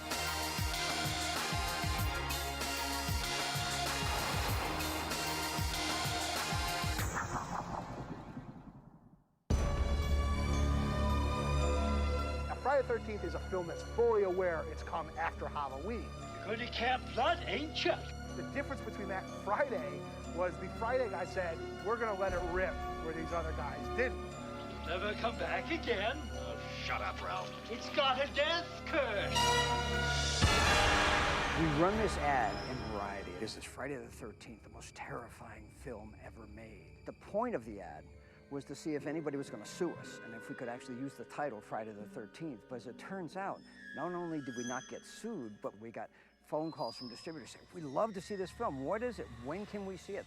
And we didn't even have a script. So I have this ad and I have some money lined up and I have these guys in Boston that have decided that they want a bigger piece of the action and they want to put up all the money. I had a history with these guys and I just felt that they were taking too much of an edge. At some point you have to draw the line and say, no, what you're offering is very nice, but I don't want to do the deal. Well, then they said, all right. And they hung up and I said, gee, that's too bad. And I looked around, you know, and I've got 2 kids and I've got a wife and I've got this whole army of people that have been working on this thing for a long time. I had sort of had a sleepless night, and that morning I woke up early around 5 o'clock and I picked up the phone and I called this guy at home and I said, you know, I've thought about it overnight and I'll do the deal. And he said, cool, I'm glad you called, because I was just leaving. I was on my way to Weymouth and I was going to take that money and put it in a shopping center. If indeed I had slept late that morning, it's quite likely the movie would never have happened. Hey, wasn't that the road up for Camp Crystal Lake back there? It's really sort of the first one that was excessively gory and gratuitous. I'm close friends with Sean Cunningham, and his feeling was, forget all the social comment and everything else. Let's just be so outrageous that people won't be able to believe what they're seeing. So he went for that sort of arrow through the eyeball thing and everything, which was in its own way strangely subversive. I've got this idea for a movie, and it's going to have some special effects in it. We don't quite know how we're going to do it and where we're going to do it, and we need somebody. And I think one of us had seen Dawn of the Dead. Let's find out who did the effects on that. There must be somebody. And found Tom Savini, this madman. This guy with just explosive energy and laughing eyes and a chinchilla and a car full of stuff arrives in the driveway a day or 2 later and sort of bounds out and starts talking about how great this could be. It's almost like a Romero film. Romero, before he starts a film, he calls me and he says, start thinking of ways to kill people. And we invited him, you know, to work on the picture, and he just never went home. We just sat around this conference table chatting about how to kill these teenagers. Simplest one I can think of, the hatchet gag. I think my favorite gag was probably the Kevin Bacon gag, where the arrow comes up out of the neck. When it cuts from the real Kevin Bacon to him lying there with the wife beater and necklace on the dummy, you don't make a separation. You're just following right along. So the arrow coming out was a big surprise. Well, the hand comes first, and then I'm pushing the arrow through the rubber dummy inside of an ice bag that's filled with blood. And the actual pressure of pushing the arrow against the ice bag full of blood forced the blood to come out. Plus, I got to spin the arrow a bit, twist it. And the audience had never seen anything like that before. Well, I'm Mrs. Voorhees. I've always approached a character with doing an autobiography. I can tell you the story about why Mrs. Voorhees is the way she is. One place in the script, there is a hand that has a high school ring on it, a male's high school ring. And we girls always wore the boys' class ring. That you went steady, but you didn't have a sexual relationship with the guy that you were in love with. They did make love, and she became pregnant. And she told him, he said, oh, don't brush it off on me, you know, blah, blah, blah. Well, her father has a fit. If you're a tramp, you have no business being a part of this family. Leave, get out, so she leaves. She went to the Salvation Army, and that she had the baby there. And the night I came up, and when Tommy Savini was making the mock-up of my head, he was showing me some Polaroid pictures. And I said, well, who's this? And he said, oh, that's your son, Jason. I said, oh. And I said, well, why does he look so strange? And he said, well, he's a mongoloid. I said, he's what? And she takes this job at this camp so he can be with other children. And all the counselors are there, and they're off making love. Some where her little boy was swimming with the other campers. The kid drowns. Mrs. Voorhees is the perfect mother. Not only will she kill for her son, she'll die for him. How could you chop off somebody's head on camera? So having never done it, I couldn't figure out, I wanted it to happen right in front of you. I wanted you to see the machete and see the head come loose and go. And we actually fastened her rubber head to the rubber body that Tasso wore on his shoulders with toothpicks. That's the only way I can think of that a machete would cut through those toothpicks, and I wanted the head to flip when it got cut too. So I actually swung the machete, hit the right spot, and the toothpicks let go of the head and it flipped in the air. Notice when the head comes off and Betsy Palmer reaches up and grasps for the missing head, that there's hair on the knuckles, because it's my friend Tasso Stavrakis, this Greek man, and it's his hands coming up in the frame. I think the secret that has happened with Friday the 13th, #1, is that you don't really see the killer killing. It's all that wonderful and there was a close-up of Betsy Palmer's mouth. And obviously she was a person who heard voices. She had voices in her head, and she heard Jason saying, Kill her, Mommy. Kill her. And only took the K and put an I there, so it was K. And then Mommy, which was Ma. And I went to a microphone, had something called an echoplex, and just went K, Ma, like that. And the echoplex would go K. There was no ending to the in the script, so I had just seen Carrie. You know, in Carrie, at the end, you think the movie's over, the music is coming up, like the credits are going to roll, and all of a sudden the hand comes out of the grave. Well, that really jolted us. Wouldn't it be cool if we had that kind of a moment at the end of Friday the 13th, but what could it be? I suggested that we bring Jason back. Maybe he jumps out of the lake or something, you know. What? But it'd be cool to have a moment. And Harry Manfredini starts playing this beautiful end title music. The object of the ending was to tell the audience, well, this movie is over. And we're seeing the girl on the lake, and you realize, oh, she's gonna be okay.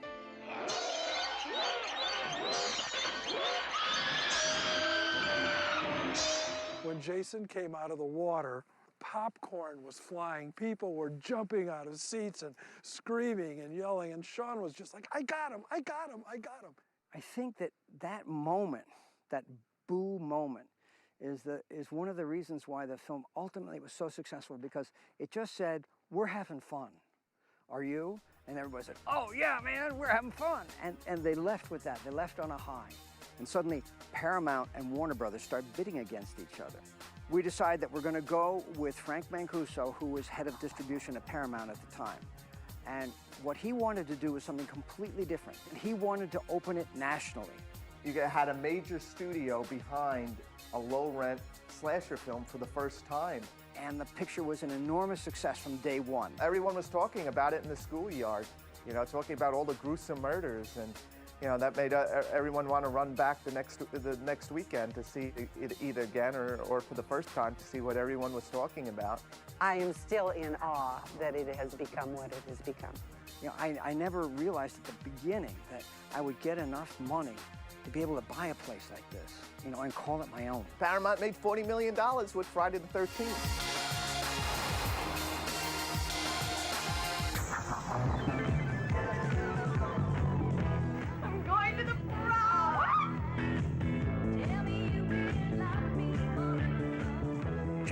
Curtis's manager came to us and really made a plea for his client to have it. And I couldn't get over it the day he called because I'm thinking, it's Jamie Lee Curtis. She was in Halloween. I mean, she's done this. Why? So when she wanted to do it, I then had to go back to the producer who I'd been building up for this TV movie actress and say, forget her. Let's get Jamie. And quite honestly, I've always said, since the movie opened, that Jamie Lee was 75% of the success of that movie. As much as kids appreciated it and liked it, and as good as suspensor as it was Jamie Lee. Prom Night was conceived as more of a thriller than a horror film, and so it needed twists and turns. In order to achieve that, we took the route of the brother being the killer. Come on, they don't want you in their game. Kim's youngest sister is chased through a building by a group of her fellow kids. Her brother sees them terrorize the sister, but before he can do anything, the young girl falls out a window. He sees her crash to her death. Later, when the police come and everything, he's taken back home, but he's always held it in him. Finally, on the night of the prom, he decides it's time to get revenge and make these kids pay.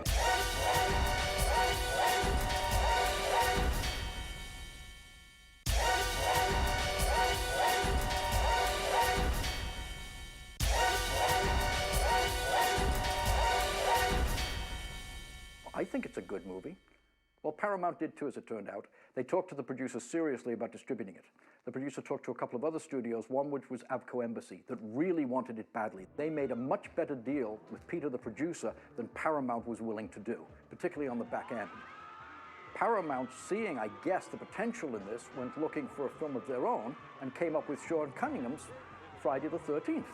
The big difference between the two films was that Paramount could afford to put out 1,200 prints on Friday the 13th, and we did 300 at Avco and bicycled them back and forth, so we didn't do quite as well, but I must say we did great. Hollywood took notice of the financial success of Halloween, Friday the 13th, and Prom Night, and with audiences eager to spend their money, a slew of slasher films were born. Anybody that gets in at the beginning with a good film of the cycle, be it horror, be it slasher, has a good chance of succeeding. And this inspired guys to think, well, he can make a film that doesn't have to cost a lot of money, and he can get it before thousands of movie screens and probably make a lot of money. I got a call from the producer, or at least investor, and I went to a penthousey kind of apartment. And he was like laying on a couch. All he had on was boxer shorts. He had white boxer shorts open in the front. Okay, and he was laying on the couch. He was an old guy with long gray hair, looked like Howard Hughes in The Last Moments. He just thought this would be a really good movie.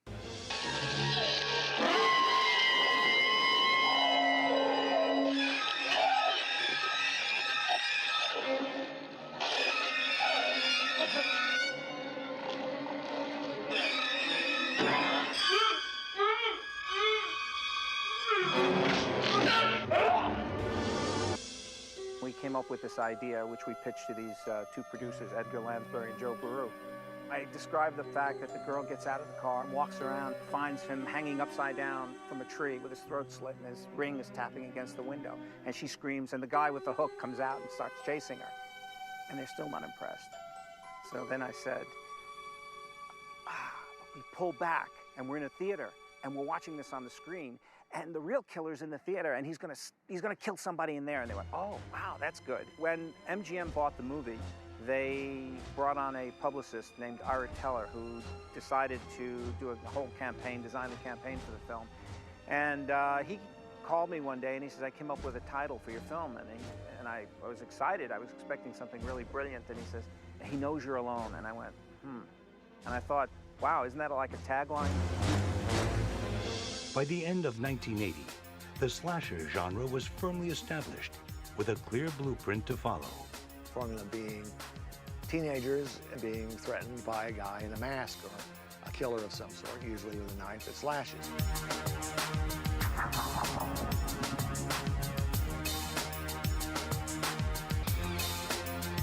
The boogeyman is the faceless, unstoppable killer that no matter what you do, you will not escape. All the dark things that you're afraid of, you get behind those masks and behind that darkness that it comes out of. And you know it is stronger than you. We usually see him from a point of view shot, POV shot, right from the start.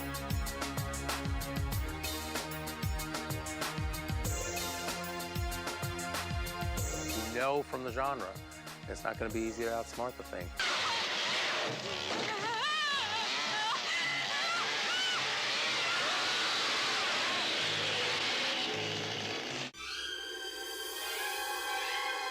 They want to have been in that place.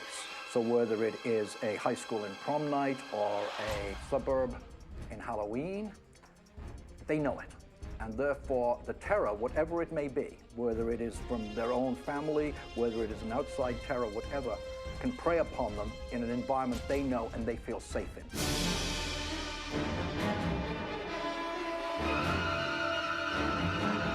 The final girl in these little morality tales is the person who has embodied the moral code that society thinks it allows you to go forward in life.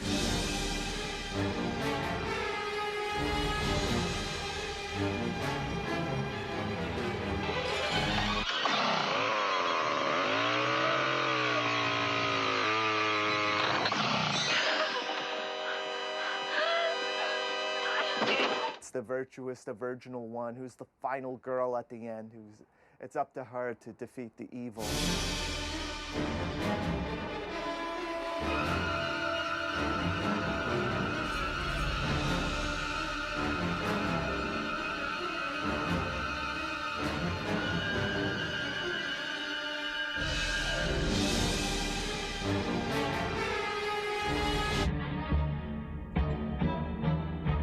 Something that triggers a series of killings. Did you know that a young boy drowned the year before those two others were killed? He's got some kind of twisted backstory. Kiss me. Kiss me.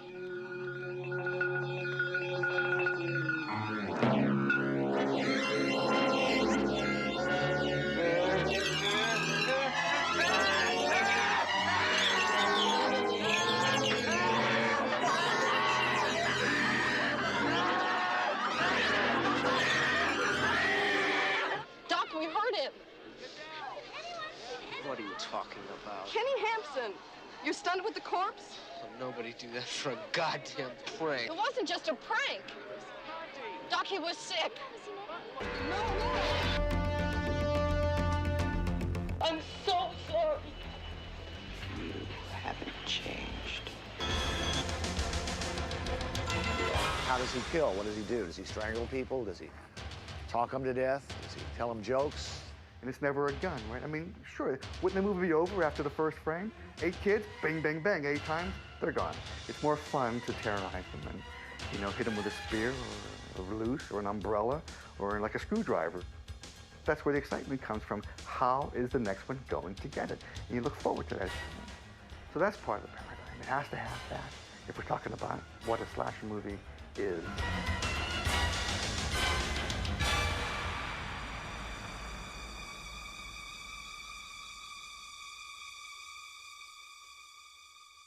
You have all these elements, so that core audience knows when they go to see a slasher film, the conventions are going to be there, they're going to feel familiar to them, and they're going to enjoy themselves. In need of new ways to shock their devotees, filmmakers turn to Italian cinema for inspiration.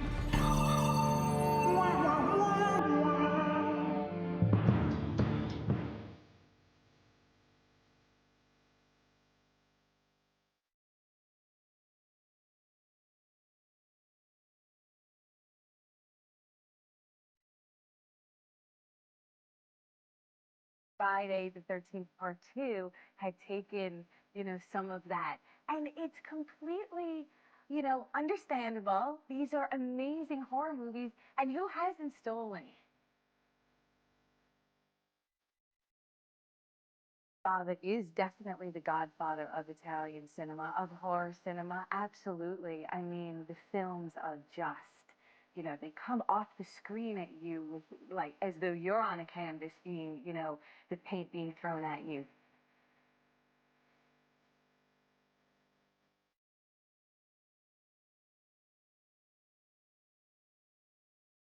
I just absolutely love Dario Argento's visuals, the acting, the look of the characters. And Suspiria is just one of my favorite films. All of those films that basically not only celebrated blood and celebrated gore, made it, in a weird way, part of the artistic palette.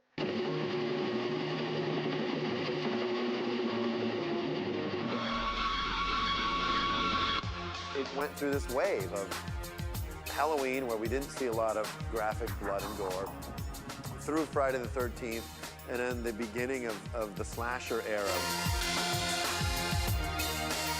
Up in Canada, it was sort of like slasher central because of the tax laws.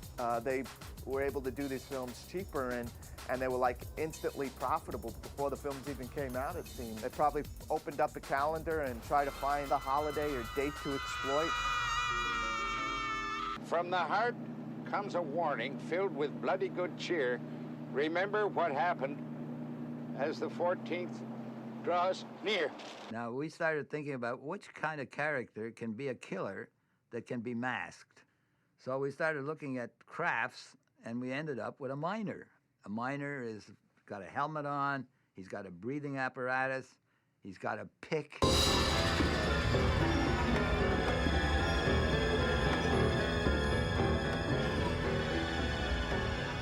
My Bloody Valentine is one of the more vicious of the slasher films from this period. It's pretty gory, it's nasty and mean-spirited, and that film took no prisoners.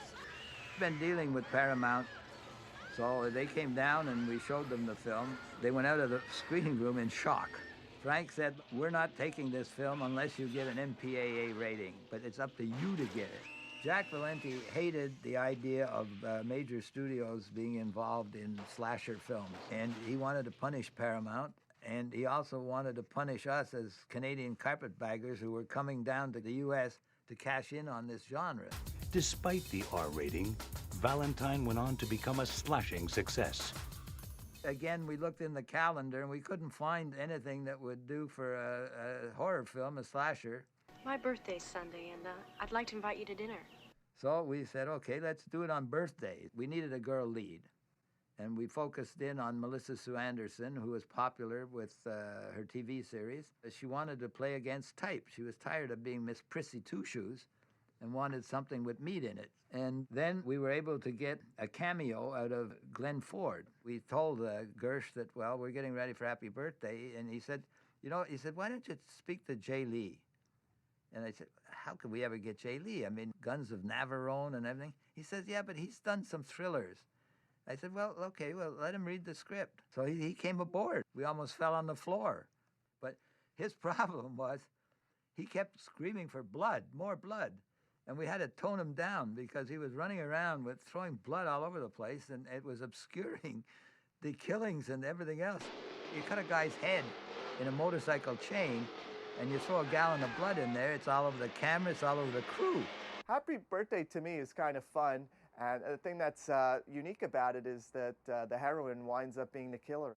At the end, there's this big birthday party with all the corpses are all surrounded. She's having her birthday party.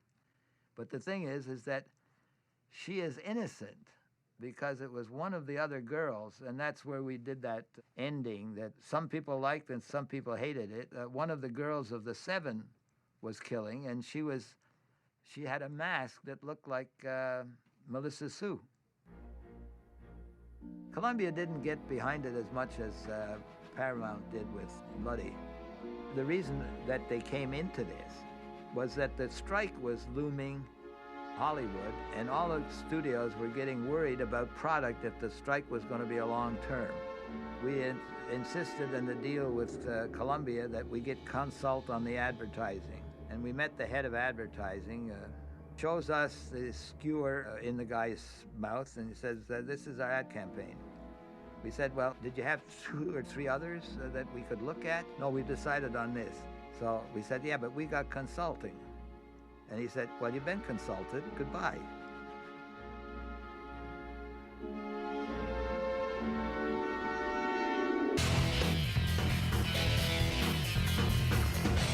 We went to see Halloween, Friday the 13th, And we just saw how these things were constructed. And if you watch carefully, and you watch it several times, you see that you have to have your build-up to a horror activity, to some kind of massacre, and then it continues on. And they all had to fit that particular pattern. You know, we did take a stopwatch, and I forgot how many minutes there was. You've got to have something, you know, to fit that genre.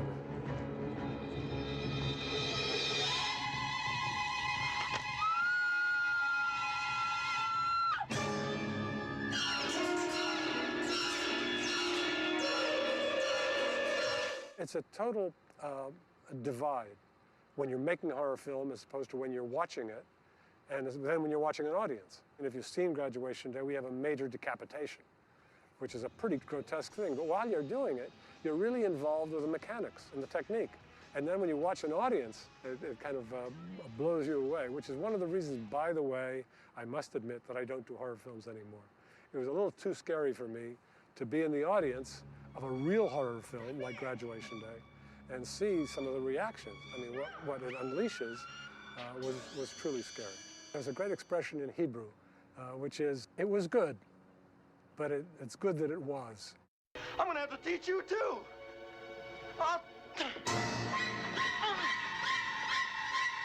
Yes, it was an homage to Psycho, keeping Laura's body preserved, using it as a scare tactic. We all went out. We had hundreds of people in caps and gowns, and that was very effective ploy. And it was very easy to get a whole high school out with black caps and gowns and the badge that said, you know, I survived Graduation Day. There's a whole line of these titles. Every holiday ever practically got covered.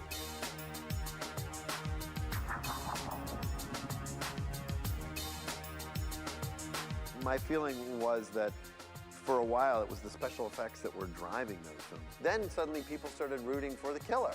They wanted to see people murdered because they wanted to see what it would look like, how the special effect would be accomplished. And special effects artists like Tom Savini satisfied those cravings. He just knows how to make that stuff work, and particularly when we were willing to be excessive. Because we didn't have to censor, you know, like his twisted mind. I used to get so scared when I saw these movies when I was a kid. And it just made me want to scare people. So I shined shoes in my neighborhood just to buy makeup supplies. I was stealing lipsticks on my mother's purse, anything to like screw up my face and do makeup. I went to the photo school and they sent me to Vietnam. So my job was to photograph damage to people and machines. And I saw some hideous stuff. I walked over a severed arm one day, and it was grabbing the ground. The muscles had contracted, it was grabbing the ground. And I studied the viscera on the end of it, thinking I got to create this someday, you know? To me, they're magic tricks. They're ways for me to fool people. If you're using a rubber weapon, give it some substance first. Smack something, plant it in a door so you see that this metal blade has taken a big chunk out of the door. So when the rubber one hits the person, you still think it's you still get the same feeling of the big metal one.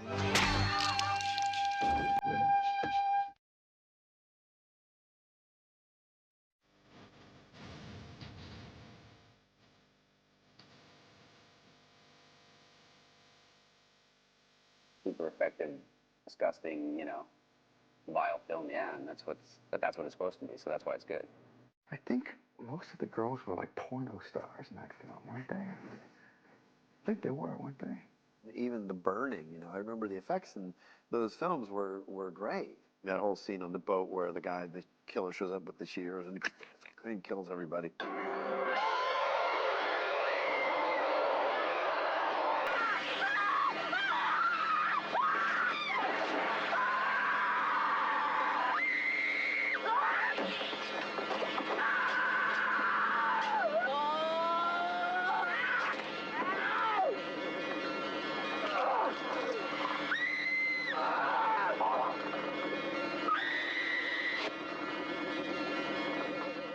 He's nuts. He's absolutely crazy, but he's brilliant.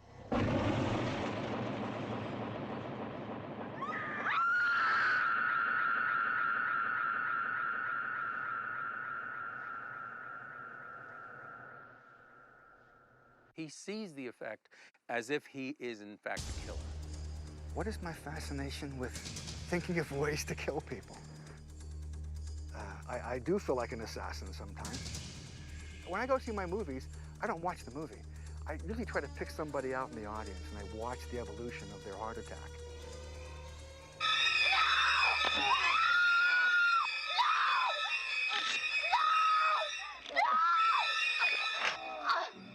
The Prowler, I felt, came out right at that sort of peak of the splatter genre. That's my best stuff, I think.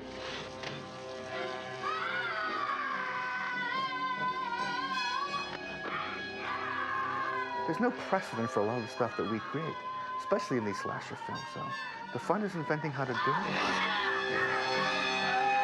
There's some pretty juicy stuff, especially the end with blowing Farley Granger's head off. So, you know, we cast Farley Granger's head, and I built this dummy, and we filled it with, you know, apple cores and shrimp dip and blood bags, and took it off with a real shotgun. There is a lot of darkness to the art.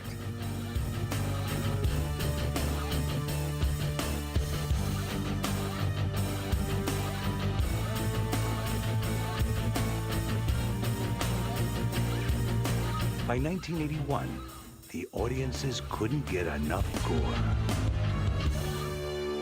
Every weekend, it seemed like there was a new slasher film coming out. You know, stuff like Splatter University and Pieces and Don't Go in the Woods.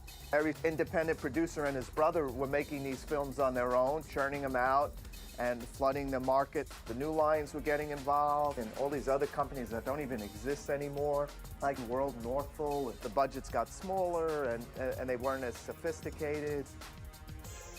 Sleepaway Camp, you talk to kids that watch that original movie, and there is one thing and one thing only that they will remember.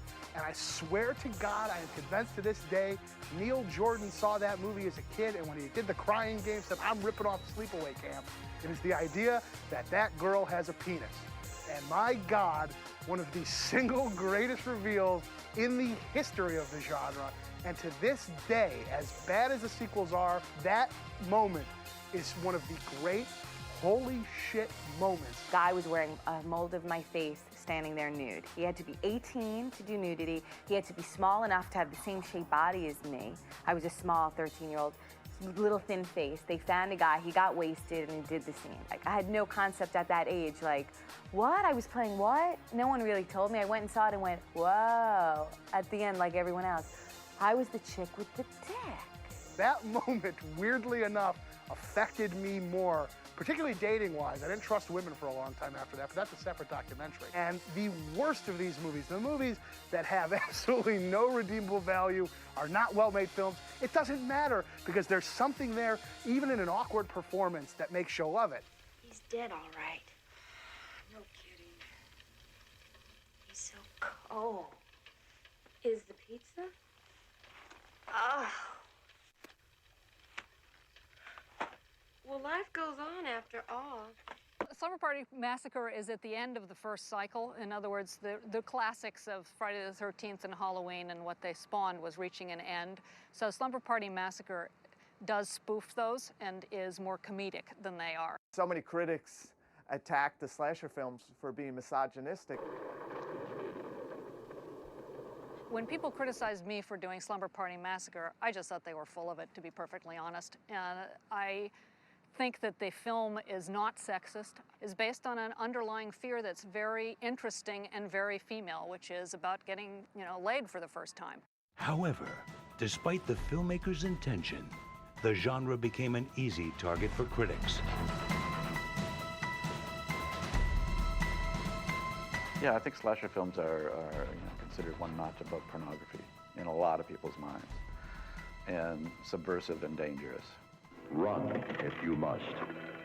Hello, operator. Hide if you can. Scream if you are able, but above all, if you are alone. Don't answer the phone. TV commercials like that one exploiting the plight of women in danger, those ads have been saturating television for the past 2 years. These films are coming out week after week, playing to millions of people, and the dominant image in American films today on women is not founded in Clayburgh. It's women like that, cowering in the corner, knives being brandished in their faces, being raped, being sliced apart. That's what's going on in American movies. That's why we're doing this show. Horror films, way back when the women were fainting and not able to cope with anything and they had to be rescued by a man, is a social statement. A psycho, you have a victim there. And at the point when those of us that make the films started realizing, wait a minute, that's really bullshit, and started making heroines that were strong. The killer in these slasher films is definitely not always the male.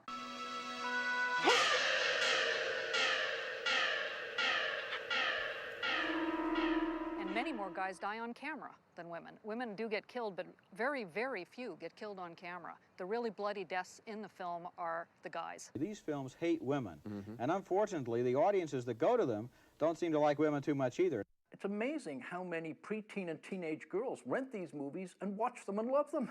And to sit there surrounded by people who are identifying not with the victim, but with the attacker, with the killer, who are cheering these killers on, is a very scary experience. Nobody wants to see her hurt. Because you're playing to fear, that is the emotion of horror movies, is fear. You're trying to evoke that and put the audience through it in a visceral way. That doesn't mean the audience wants to see her get hurt. That's a complete misunderstanding of the genre. They want to see her in jeopardy and triumph and get revenge. Here's one of the ads for the boogeyman. You can't hide from him.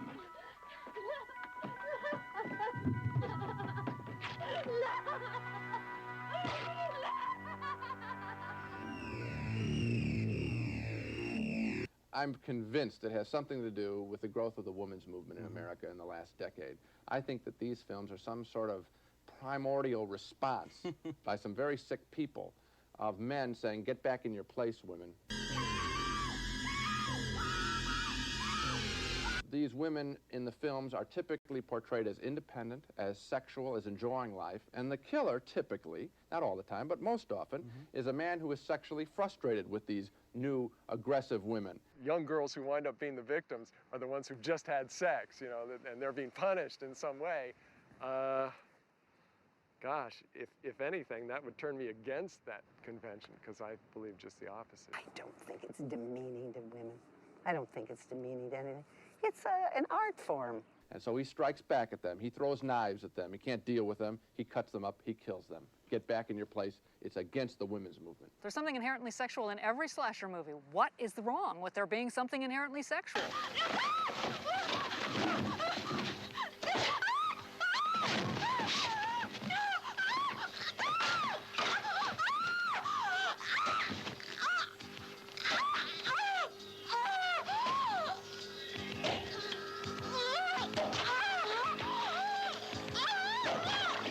Horror movies always have been and will be sort of like the dirty secret that everybody wants to ignore. It doesn't matter how many of them open at #1, how many of them are huge mega hits, how many of them, it doesn't matter. They always want to sort of treat it that way.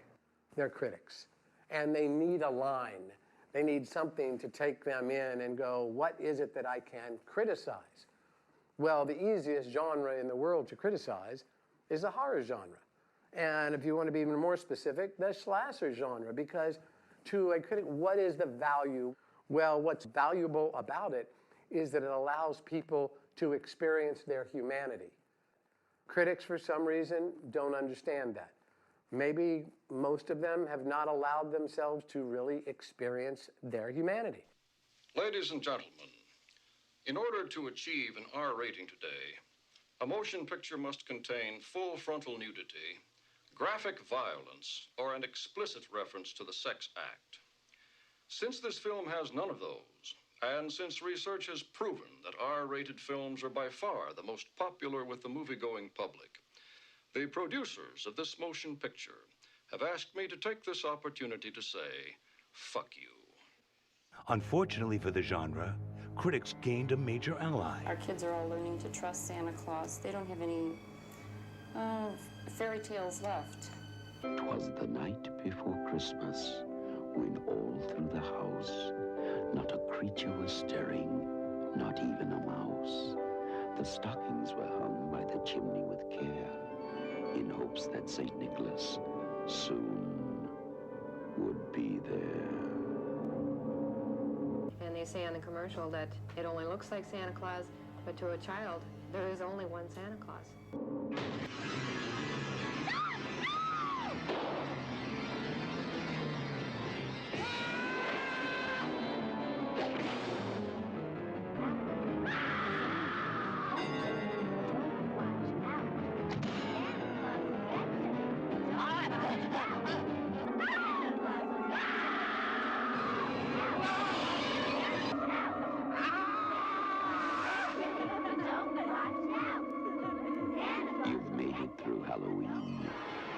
try and survive Christmas.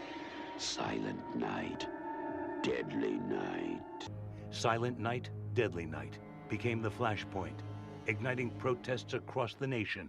We always want to put the responsibility on somebody else, don't we? We're ready to say, I didn't do that, it was their kid, or it was that mother. Take the responsibility. You're watching television. I have a lot to say about people who let their kids watch TV. I think went wrong was the promo. If the promo had done no Santa Claus whatsoever, but had taken maybe the child who is terrified. Christmas Eve is the scariest damn night of the year. I'd be scared too, if I was you. The Mother Superior who says, when he draws a picture for the class of a Santa Claus killing. But when we do something naughty, we are always caught. And then we are punished. Punishment is absolute. Punishment is necessary. And when she says naughty, naughty. Very, very naughty. If they had done something like that and shown how the boy got twisted. If the promo had been just that, it would have been wonderful. Somebody got carried away with an idea. Wouldn't it be sensational to have a picture and advertise with Santa Claus? Never, ever thinking of the repercussion. Putting the Santa Claus in it gave advantage to the people who saw the promo. Sure, the public has a right to have an opinion. I don't think you have the right to impose your opinion on somebody else. If I was watching television with my daughter and I saw a commercial with a killer Santa Claus or a killer Easter Bunny, I would feel that it was my job as the parent to sit down with my daughter or my son and talk about it. And then I would talk, elaborate about how this is fiction and explain, what kind of entertainment we're watching when we turn the television on. It's responsibility, and it starts in the home. Rather than call the president of TriStar and complain. We're not out to do this to be famous or anything. We're out to get the movie taken out of the theater. I think that's absolutely ridiculous. But TriStar caved in by canceling the ads and eventually pulling the film from theaters. The people that control making films being corporations. That filmmaking is just some tiny little part of what they do, but basically what they do is make money and they make product. And they make products that they can't get sued for. So it puts horror films amongst those of us that really like them in a very dangerous position where you could be legislated against. Fearing similar wrath, Paramount was in the midst of killing its own beast. And I started taking meetings about Friday the 13th. And it was very strange because I was really excited about doing Final Chapter, but I got a sense that people were a little embarrassed by it. They said, we don't want to get yelled at by any more shareholders at meetings and stuff. Kill the beast. And of course, we started to think of ways to kill people again. And the most important one was Jason's death. We'll have Tommy just smack Jason in the side of the head with his machete, but let's go further and have him roll down the blade. He says, well, how are we gonna do that? Well, I don't know. We'll think of a way, and we did it. And in fact, as we were creating it, a guy put his hand in the head and put his finger out there, and I said, oh yeah, let's put a tongue in there. So the guy wore a tongue on his finger and had his head inside the head, making Jason's tongue go, because we couldn't possibly do that to a real person. And boy, did they love that in the theater. I mean, they were on their feet screaming when he slid down that blade.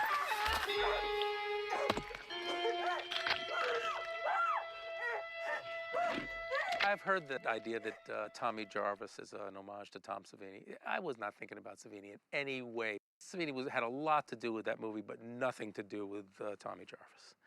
But you couldn't help thinking, because, the kid was obsessed with things that Savini's obsessed with. In fact, all the masks in Tommy's room are Savini's crap that he has laying around the garages here and there. Although Jason made a killing at the box office, the genre seemed to have difficulty in luring its victims to theaters. Fatigue was starting to set in. You'd kind of seen it all before, and it just didn't feel fresh. We were ready for a more sophisticated slasher film. We wanted to see it elevated.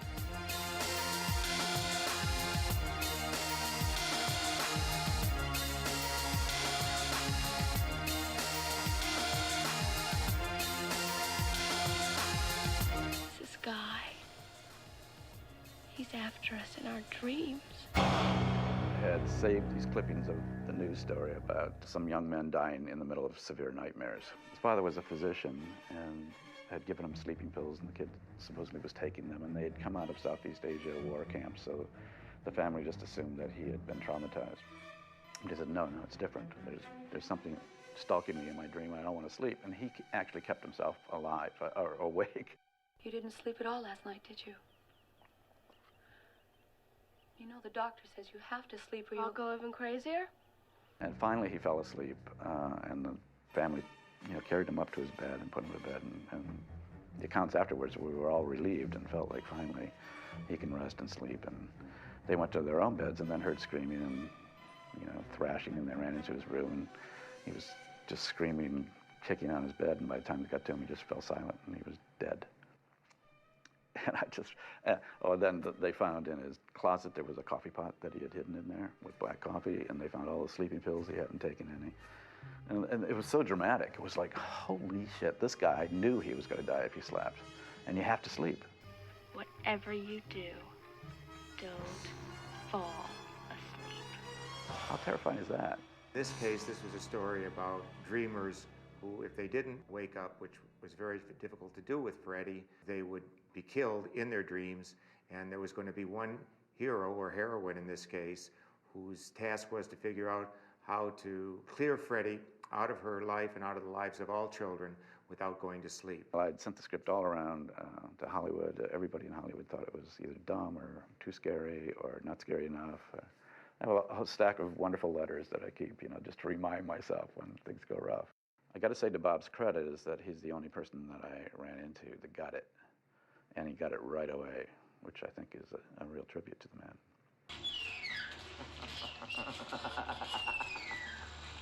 Difficulty was that since the bank wouldn't loan us money to make this movie, I had to not only undertake to develop the script, which I did, but then go out and try to raise the financing.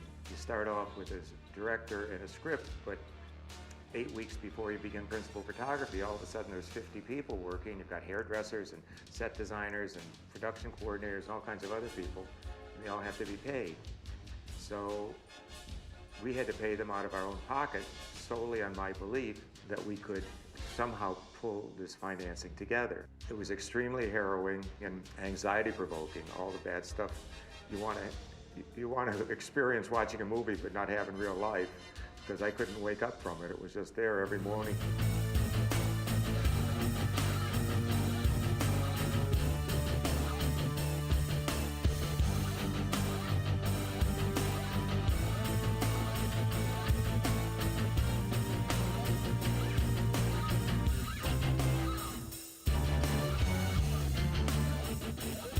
Wes and I never could settle on an ending. Wes sort of thought I wanted Freddie driving the car because I wanted to have a sequel, but I wasn't even that sophisticated. So Wes and I continued to argue about this ending over and over and over. We had like 3 different endings that we shot. And we tested one, and then tested the other, and tested the third. None of them really were particularly satisfactory. What we finally decided to do, because different audiences had different points of view, is to end the film with all 3 endings.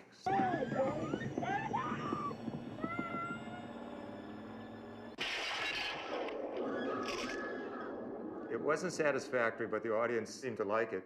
And I recall showing my father the movie, and he said, it's a really good movie, really exciting and scary and stuff. And there's a kind of a pause in our conversation. He said, but I don't like that ending. I said, well, Dad, we tried everything. We've done every kind of ending. I mean, we tried everything. He said, I don't care, you're gonna screw up this movie. Don't end it that way. After we finished the film, we showed it to Frank Mancuso and the other people at Paramount. They called me up and said, we're sorry, we don't want to take this film because audiences are not interested in movies about dreams. So by default, we had to move ahead and distribute the film on our own. I remember driving by a big theater on Broadway in New York on opening night, and there was lines around the block. I'd never seen that with any of our films. It seemed to have worked. Come to Freddie.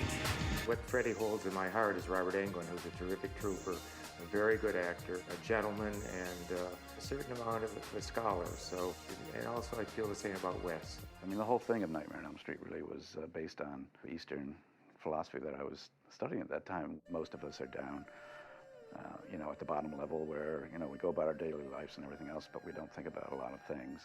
And then next up is, you know, like businessmen, and then there's artists, and then there's mystics, and then at the very, and the farther up you go, the more uncomfortable it is. Just before the top, you get to a point where you either commit suicide, or you go back down, or you break through into real enlightenment. But you have to take, at that point, total responsibility for consciousness. And that was kind of what I built that whole thing around. And sleep, by that, is the paradigm of not being conscious. So in order to be conscious, the most primal things you had to do was stay awake. With some slasher films, I think it's just blood and guts and torture and things like that, which are pretty reliably upsetting, but I think kind of a cheat, you know. To me, it's much more about the social, economic, psychological zeitgeist of what's going on in the culture at the time that I try to get at.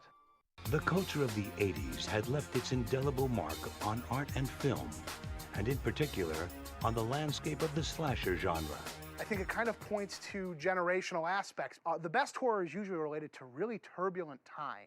It's a reflection of society on the whole. We were in the Cold War and the atom bomb, and everybody was building shelters. Maybe the people were very uncertain about their future. It was escapism. I mean, if you're going to die a radioactive death, maybe you might get a kick out of watching somebody get head cut off in a movie theater. I don't know. I mean, how can anyone be serious about anything when some moron can steal a bomb or push a button and nuke us all until our shadows glow? I became shocked at the change in my country in the 80s when Reaganomics, or Reagan came in. Excess, you know, everybody, you know, living off credit cards and wanting to see more. And now, I mean, there was a time when the old horror films, which to me are still the best, was where you didn't see everything. You know, what happened behind closed doors that was suggested, and you had your mind completed it, and your mind completes it more horribly than, you know, the effects guys can create it. But now we want to see the heads blow off. We want to see the blood. In fact, the kids are disappointed. The audience is disappointed if they don't see it. The pressures of AIDS coming in. There's an unknown enemy who's out to get us. And I think, you know, certainly that plays out in the horror slasher genre because you don't know who the killer is, which I think is very much similar to, you know, the virus. I mean, you know, it doesn't have a face. It was a pretty weird time. It showed how people can be, how frightened people are underneath. The idea of these kids having this unprotected sex, setting themselves up for God knows what, and the idea of Jason as the fist of God, punishing these kids for their drinking, their drugs, and their sexuality. I wonder if that works. Do you think kids are out there saying, ooh, I better not smoke this joint or fuck my girlfriend? At the same time, the Halloween series, coming off of the area it's coming off of, is playing on this kind of, in many ways, the white flight of suburbia, and that nothing can touch you in suburbia once you've left the big city. Well, just wait, Michael Myers is coming to town. And then when you get to Nightmare on Elm Street, Nightmare on Elm Street is all about the internalization of teenage desires in many ways. And so those films were really reflecting the culture, and that you're post-Vietnam, the country's moving more conservative. Jason and the Friday the 13th films are in many ways the most Reagan-era film series, with the exception probably of Rambo.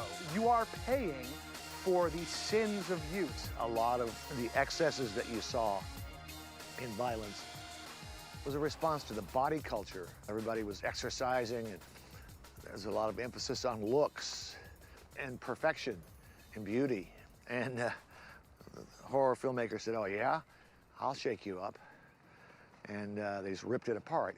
It struck a chord in humans. Horror movies before that, the metaphors had gotten old. If you take, for example, the Wolfman sort of the metaphor, that's about fear of one's own bestiality, or the 50s science fiction movies, which were about the fear of science and how that could get out of control. I think in the 80s there was a new perception that the enemy was ourselves, that the worst possible enemy was another human who had gone crazy and whose motive was not rational, who could just come out of the blue and kill you. But there was generally a new apathy in the public about it. And I can't remember her name, it was in New York. She was getting murdered and set on fire outside an apartment building. And everybody inside didn't come and help her.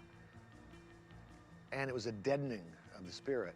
That was very prevalent in the 80s. There was a lot of serial killer publicity and a lot of sense of children being kidnapped or You know, the villain was real. The villain was not supernatural. The villain was a human being, and a human being was as scary as it could get. Corporate America capitalized on those fears by unleashing Freddy and his disciples through sequels and merchandising. It opened the floodgates, because then there was part 2, part 3, part 4 of Nightmare on Elm Street, and then somebody said, wait, horror's hot again. Who else can we resurrect? What's Leatherface been up to? What's Michael Myers been up to? You'd go one summer and there would be a new Nightmare on Elm Street movie, a new Friday the 13th film, a new Texas Chainsaw Massacre movie. By far, of the 3 major franchises, the most controversial of any of them. Not smartly thought up, Friday the 13th Part 5, A New Beginning, which basically takes you through an entire film thinking, I'm getting Jason, I'm getting Jason, I'm getting Jason. Oh, it's the guy driving the ambulance whose fat son got hacked up over a candy bar in the first 5 minutes of the movie. Shockingly, that didn't work. In haste to make money, Friday the 13th Part 5 was not the only film that fooled the audience. April Fool. It was never intended to be a serious genre piece, and they sold it as a genre piece, and the genre fans came out to see it the opening weekend.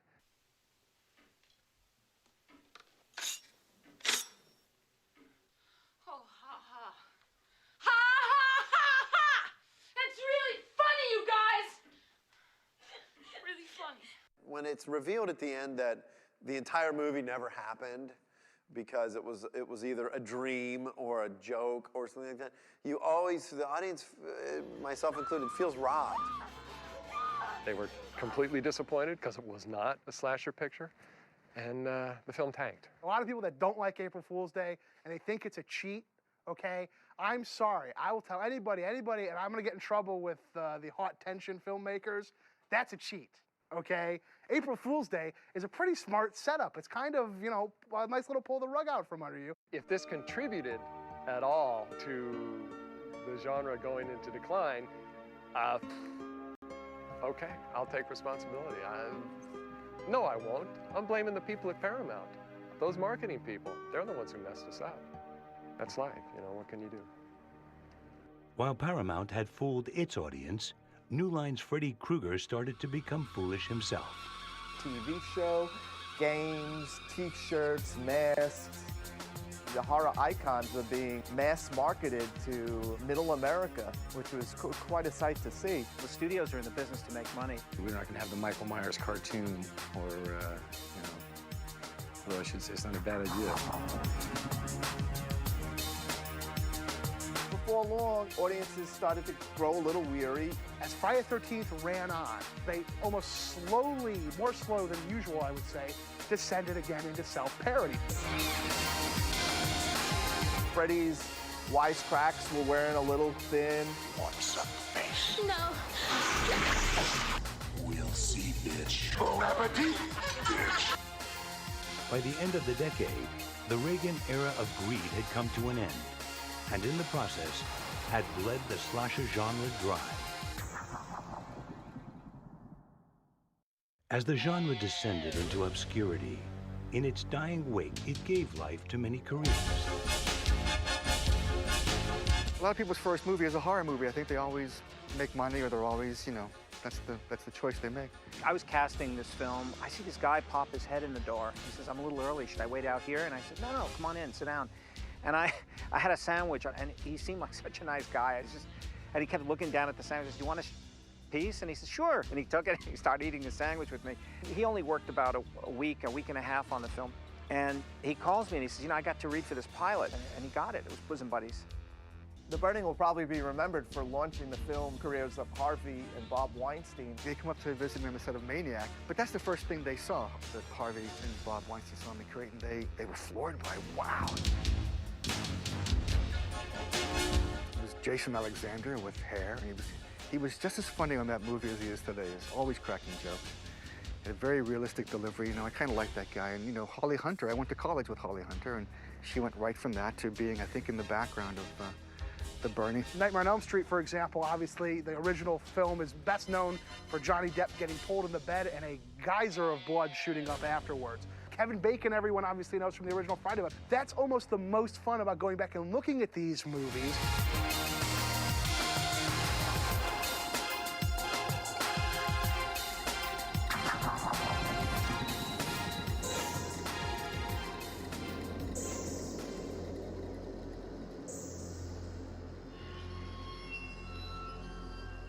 For almost 7 years, the genre lied seemingly dead. But by mid-90s, a new generation of audiences were ready to breathe life into the beast.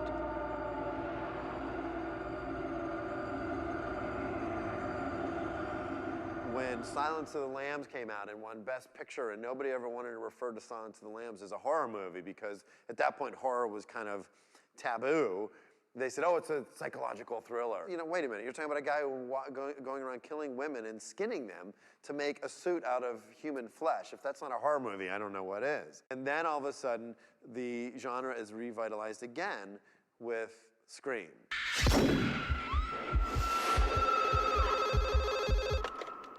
Hello? That idea of lifting a movie's plot out of the sort of formulaic and making it about the new reality, in a sense, was that every kid was media savvy and every kid knew all about horror films. So if you try to make a horror film where somebody says, I don't know what that sound was, but I'll go investigate, if somebody in the room doesn't say, well, that's from Halloween or whatever, then it becomes false. Who's there? I'm calling the police.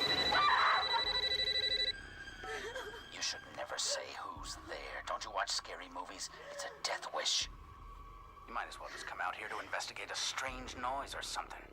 He took a formula and he added a little twist to it. And of course, with the Scream films, the twist was the killer is actually someone who's a fan of those movies and quizzes his victim. Name the killer in Friday the 13th. Jason! Jason! Jason! And if his victims know the horror genre, then they're fine. If they don't know the horror genre, they become his next victim. Afraid not? No way. Listen, it was Jason. I saw that movie 20 goddamn times! Then you should know Jason's mother, Mrs. Voorhees, was the original killer. Jason didn't show up until the sequel. I'm afraid that was a wrong answer.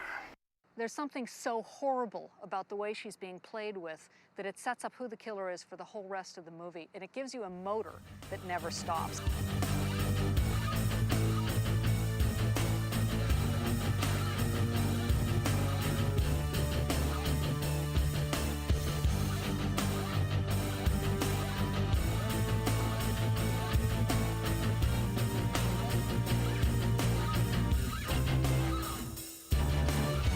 Scream impressed me as being one of the first films that associated slasher with humor. Wes is such an intelligent man. He's got a really unique sense of humor. He really knows how to manipulate the audience and how to lull them into a false sense of security. The key factor for a good slasher movie is that it fulfills the requirements of the genre but surprise you in a way that a previous one has not done. Scream is probably a great example of that because it fulfills every single requirement at the same time making you laugh at every single requirement. You laugh at them, but you want to succumb to them, and so you do. I think Scream is probably one of the best ever made for that reason, because it combines both fear and horror in its own self-knowledge. Sex equals death, okay? Number 2, you can never drink or do drugs. No, the sin factor. It's a sin, it's an extension of number 1. And number 3, never, ever, ever, under any circumstances say, I'll be right back. Because you won't be back. I'm getting another beer. You want one? Yeah, sure. I'll be right back. Scream probably was one of the first instances where a horror film, a slasher film, had recognizable stars. You know, Drew Barrymore was a star. And Neve Campbell was a huge television star. The idea in the 80s of a Courtney Cox coming off the highest rated show on network television to do a Scream was unheard of. Dimension Films, Bob Weinstein was willing to go out and pay somebody some serious money to be in the film. That really made those films take a big jump towards being large successes. Those two women alone brought in a huge audience, you know, and a female audience. So, how's the book? Well, it'll be out later this year. Oh, I'll look for it. I'll send you a copy. Oh, jeez. For a whole new audience beyond the usual slasher base of fans, it was a new thing. It was scary, it was entertaining. It set the genre on its head. Whoop, horror's hot again. But they weren't your father's horror film. This was a whole new breed of slasher film. There was definitely a slickness in films like I Know What You Did Last Summer and Urban Legend you wouldn't get in a film like New Year's Evil or Pieces. Now, every horror movie you see come out is going to have some recognizable television star, and those television stars smartly realize I can increase my foreign value from these movies. I can show people, you know, I call it the Sarah Michelle Gellar theorem, in that Sarah Michelle Gellar benefited more from doing The Grudge than she did from 7 seasons of Buffy. I would argue it's the concept and the sell of that movie that did it. Sarah Michelle Gellar is going to see more interesting roles and more interesting opportunities as a result of that. And you look now, as we come upon When a Stranger Calls, or some of these films that are coming out now, every one of these girls goes into these movies hoping it's going to pop them in the manner a Neve Campbell did, and so on and so forth. And to be honest with you, I look at going Freddy versus Jason to go and get someone from Destiny's Child. Tell me something. What kind of faggot runs around in a Christmas sweater? Time a hugely selling R&B unit, putting them in that movie.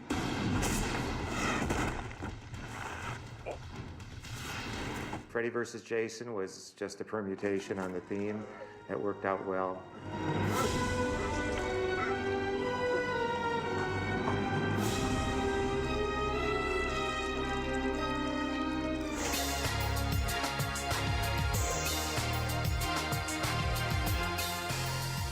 Genre purists' arguments aside, the slasher era has left an unmistakable imprint on modern horror, visible in the work of notable directors such as Rob Zombie, Eli Roth, and James Wan. Saw was just different and fresh because it was a completely different kind of killer. I want to play a game. The killer was, in essence, the victim. It was the people having to kill themselves. Of course, masterminded by Jigsaw. So he ultimately was still responsible. Anyone involved with trying to make and market a horror film these days really has a much better chance of at least getting some sort of distribution. Why would something like Blair Witch make $120 million? You know? There are slasher movies that make a lot of dough. You know? That doesn't mean they're great. It means a lot of people are going to see them. You know, but it's just, you know, it's not for us to say whether they're good or not. I mean, it was great because it made a lot of money. No, that's not a criteria. Started at Universal. You know, it was a movie I took to Universal Studios, pitched it to them, shot it on the Universal backlot, did everything with Universal. It was 100% a Universal film. But, you know, it came down to that fateful day when we had our first test preview. And then when the lights kind of came up and I went out to talk to the Universal execs, they all had these horrified looks on their faces. Come to my office tomorrow. That didn't sound good. But what was nice, that during the process, as the movie appeared to be more and more worthless and worthless and worthless, it made it easier and easier for me to buy it back. Because as nobody wants it, it becomes kind of like a piece of garbage that nobody wants. So in that case, I could buy it back and retain all the rights and the merchandise and everything for a steal.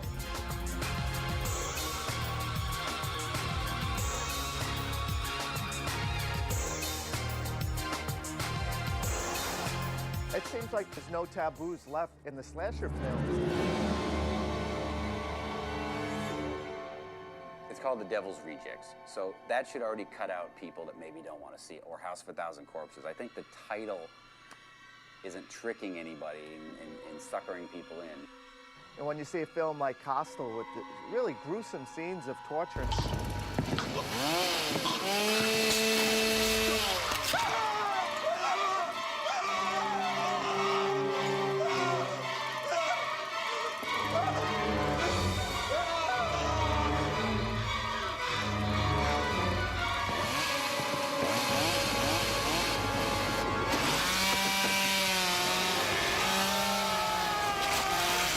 And same thing with Wolf Creek. It used to be a mindset in Hollywood that violent films didn't make money.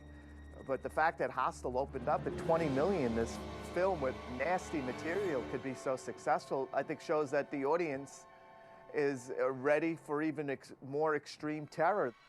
You know, it's always tough to predict where the slasher genre or genre in general is going. I don't know where it can go in the future, but I mean, let's just start killing the audience.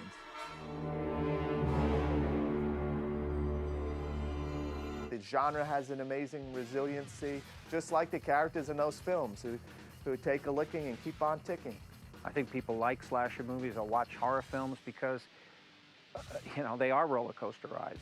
It shakes you up and gives you a thrill that you don't get from, well, maybe you get it from lovemaking every now and then. Except I don't know that your hair stands on end. Other things do, but I don't know. Horror films evoke horror, fear, terror. That's not bad. It's a true emotion. It's one we all have. You have to deal with it. Art has to deal with it. I get the question all the time, you know, where do you get those ideas? And I just read the front page of the New York Times. Pick any day, you know? I mean, now we have, you know, a war going on where people grab people and chop their heads off right in front of a, you know, video camera and then send it out to the world. I actually had an interviewer ask me, do you think Al-Qaeda got the idea of cutting off heads from watching horror movies? I said, you gotta be kidding. People would think if you watch horror movies, it's gonna make you go out and want to kill people or want to shoot people and desensitize them to violence. And we would always say, yeah, but what if you took a movie projector, went to a prison and showed Disney movies 24 hours a day? Then shouldn't that in turn have the same effect? I think the audience today is way too sophisticated, even 12-year-olds. They've seen it all, the real gore, the soldiers who come back from the war and in pieces, you know, if you've ever seen that, that's so terrifying that nothing we can create comes close. It's gone from something so sterile where death was not a horrible thing, it wasn't a bloody thing, to now death being really quite horrible and quite bloody and quite brutal and quite painful. My grandson, for example, seeing not how pleasant shooting somebody can be, but how horrible and ugly, you know, it should be a turn-off. Would the world be better off without slasher films? If I had I don't think it makes the list of top 10 things the world would be better without. I think the world would be better without politicians who lie. I think the world would be better without avarice, without greed. But I think that it's a good thing that they're maturing. They have matured in some ways. They'll keep changing as the culture changes, as people change. They'll evolve. New talents will come along. Old talents fade away. And, you know, horror movies should be terrifying. They should be horrible. They should be disgusting. They should be everything. You know, like when you start watering all that down, to me, I always say it's like a studio making a porno movie, but going like, you gotta cut out all the sex scenes. The slasher genre will never go anywhere. I get asked that question all the time. The answer to that question is, are there teenagers today? Will there be teenagers tomorrow? Will there be teenagers 5 years from now? If the answer is yes, slasher movies aren't going anywhere.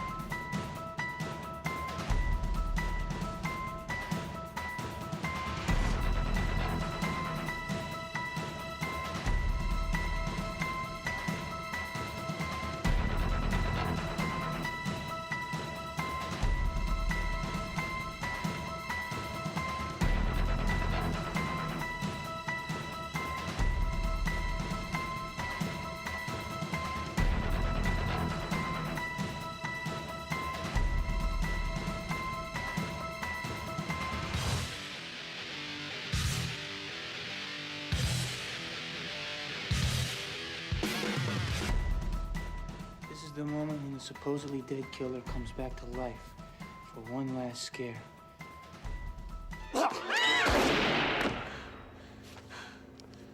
Not in my movie. The fans of this genre and the subgenre take so seriously, and it's one of the reasons it continues to survive. It's a community that is unlike any other genre. You don't have conventions for comedies. I never knew these things existed. And you take your pictures, which I never have saved pictures in my life. I've been scrounging for pictures, and then people who want autographs, oh, I got a new one that just came, and I'm going to have copies of it made, where my head is in the refrigerator with a loaf of bread and some milk, you know, and blood. And So, I mean, I just see kids, and they just remind me of me. You know, so I get it. I mean, I never think it's weird. That's why when I see someone they won't sign an autograph, I just can tell that you must have never been a fan of anything, because not signing an autograph is the most asshole-ish thing I can think of anyone doing, because they don't know that feeling of like, okay, you're gonna meet this person for 1 second, but it's gonna be a big deal to that person. You'll forget it as soon as you walk by, but they'll remember it forever. And you know, because I remember everybody I ever met that I thought was famous, and I remember who was nice and who was a douchebag.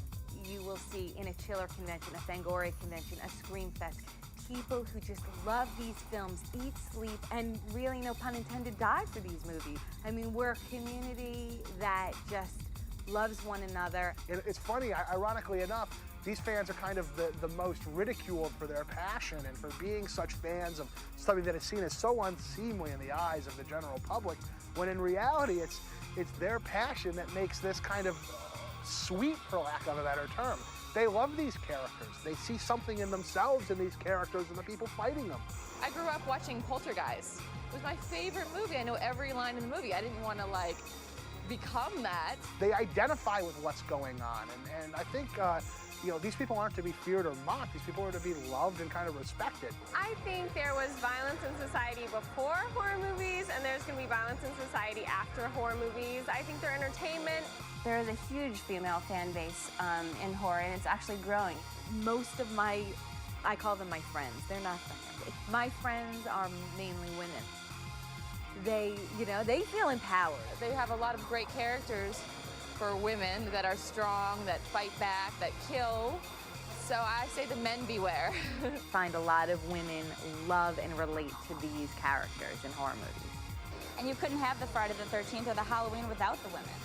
And so if you're doing that for an audience who needs that, they're very loyal. But you can lose them if you make bad stuff.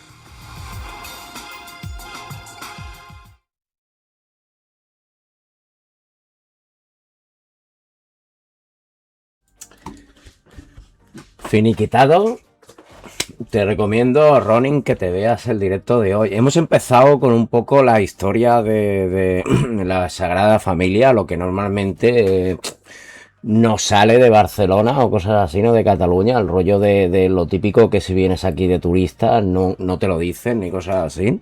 Hemos empezado con eso y con un documental basado en un libro, que concretamente el documental se llamaba Going to Pieces, The Rise and Fall of the Slasher Films, o el libro en que se basa Go to Pieces, que sería las piezas o los desmembramientos o cosas así, sería en castellano, o cosas así. Para dejarme un momentito, que la webcam, no sé qué pasa hoy, será por el calor, va peor de lo normal, ¿eh? A ver qué te leo. Yo el calor lo llevo súper bien, a mí lo que me agobia, no me agobia ni nada. Si me paga el sol a las 3 de la tarde me pica, pero lo llevo... Ah, mira, guay, tío. Yo es que llevo fatal, tío. Yo llevo mejor el frío que el calor, ¿eh? No sé por qué es. No tiene nada que ver con que soy calvo, porque cuando tenía pelo me pasaba lo mismo. Me agobia mucho el calor.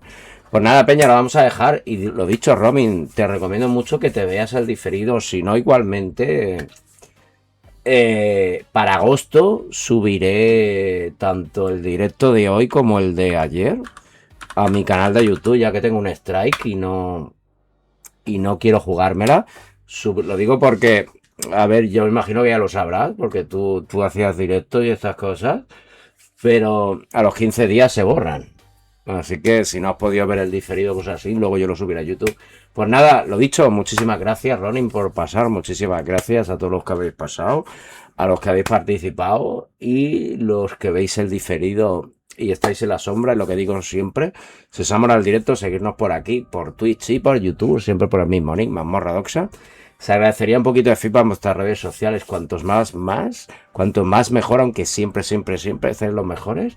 Y lo que digo siempre al final del directo, que me da muchísimo reparo, igual que no hay ninguna obligación, como el hecho de seguirnos, se aceptan donaciones por chiveazos, vitazos, suscripciones y donaciones por PayPal.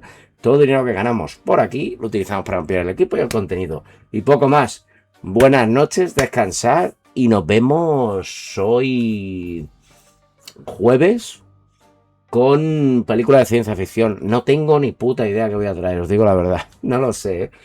Poco más. Buenas noches, descansar y nos vemos. Por cierto, el directo, lo dicho, entre las 9 o las 10 de la noche. Intentaré hacerlo más pronto porque es que hace muchísimo calor y me agobio. Poco más. Buenas noches, descansar y nos vemos. Deu.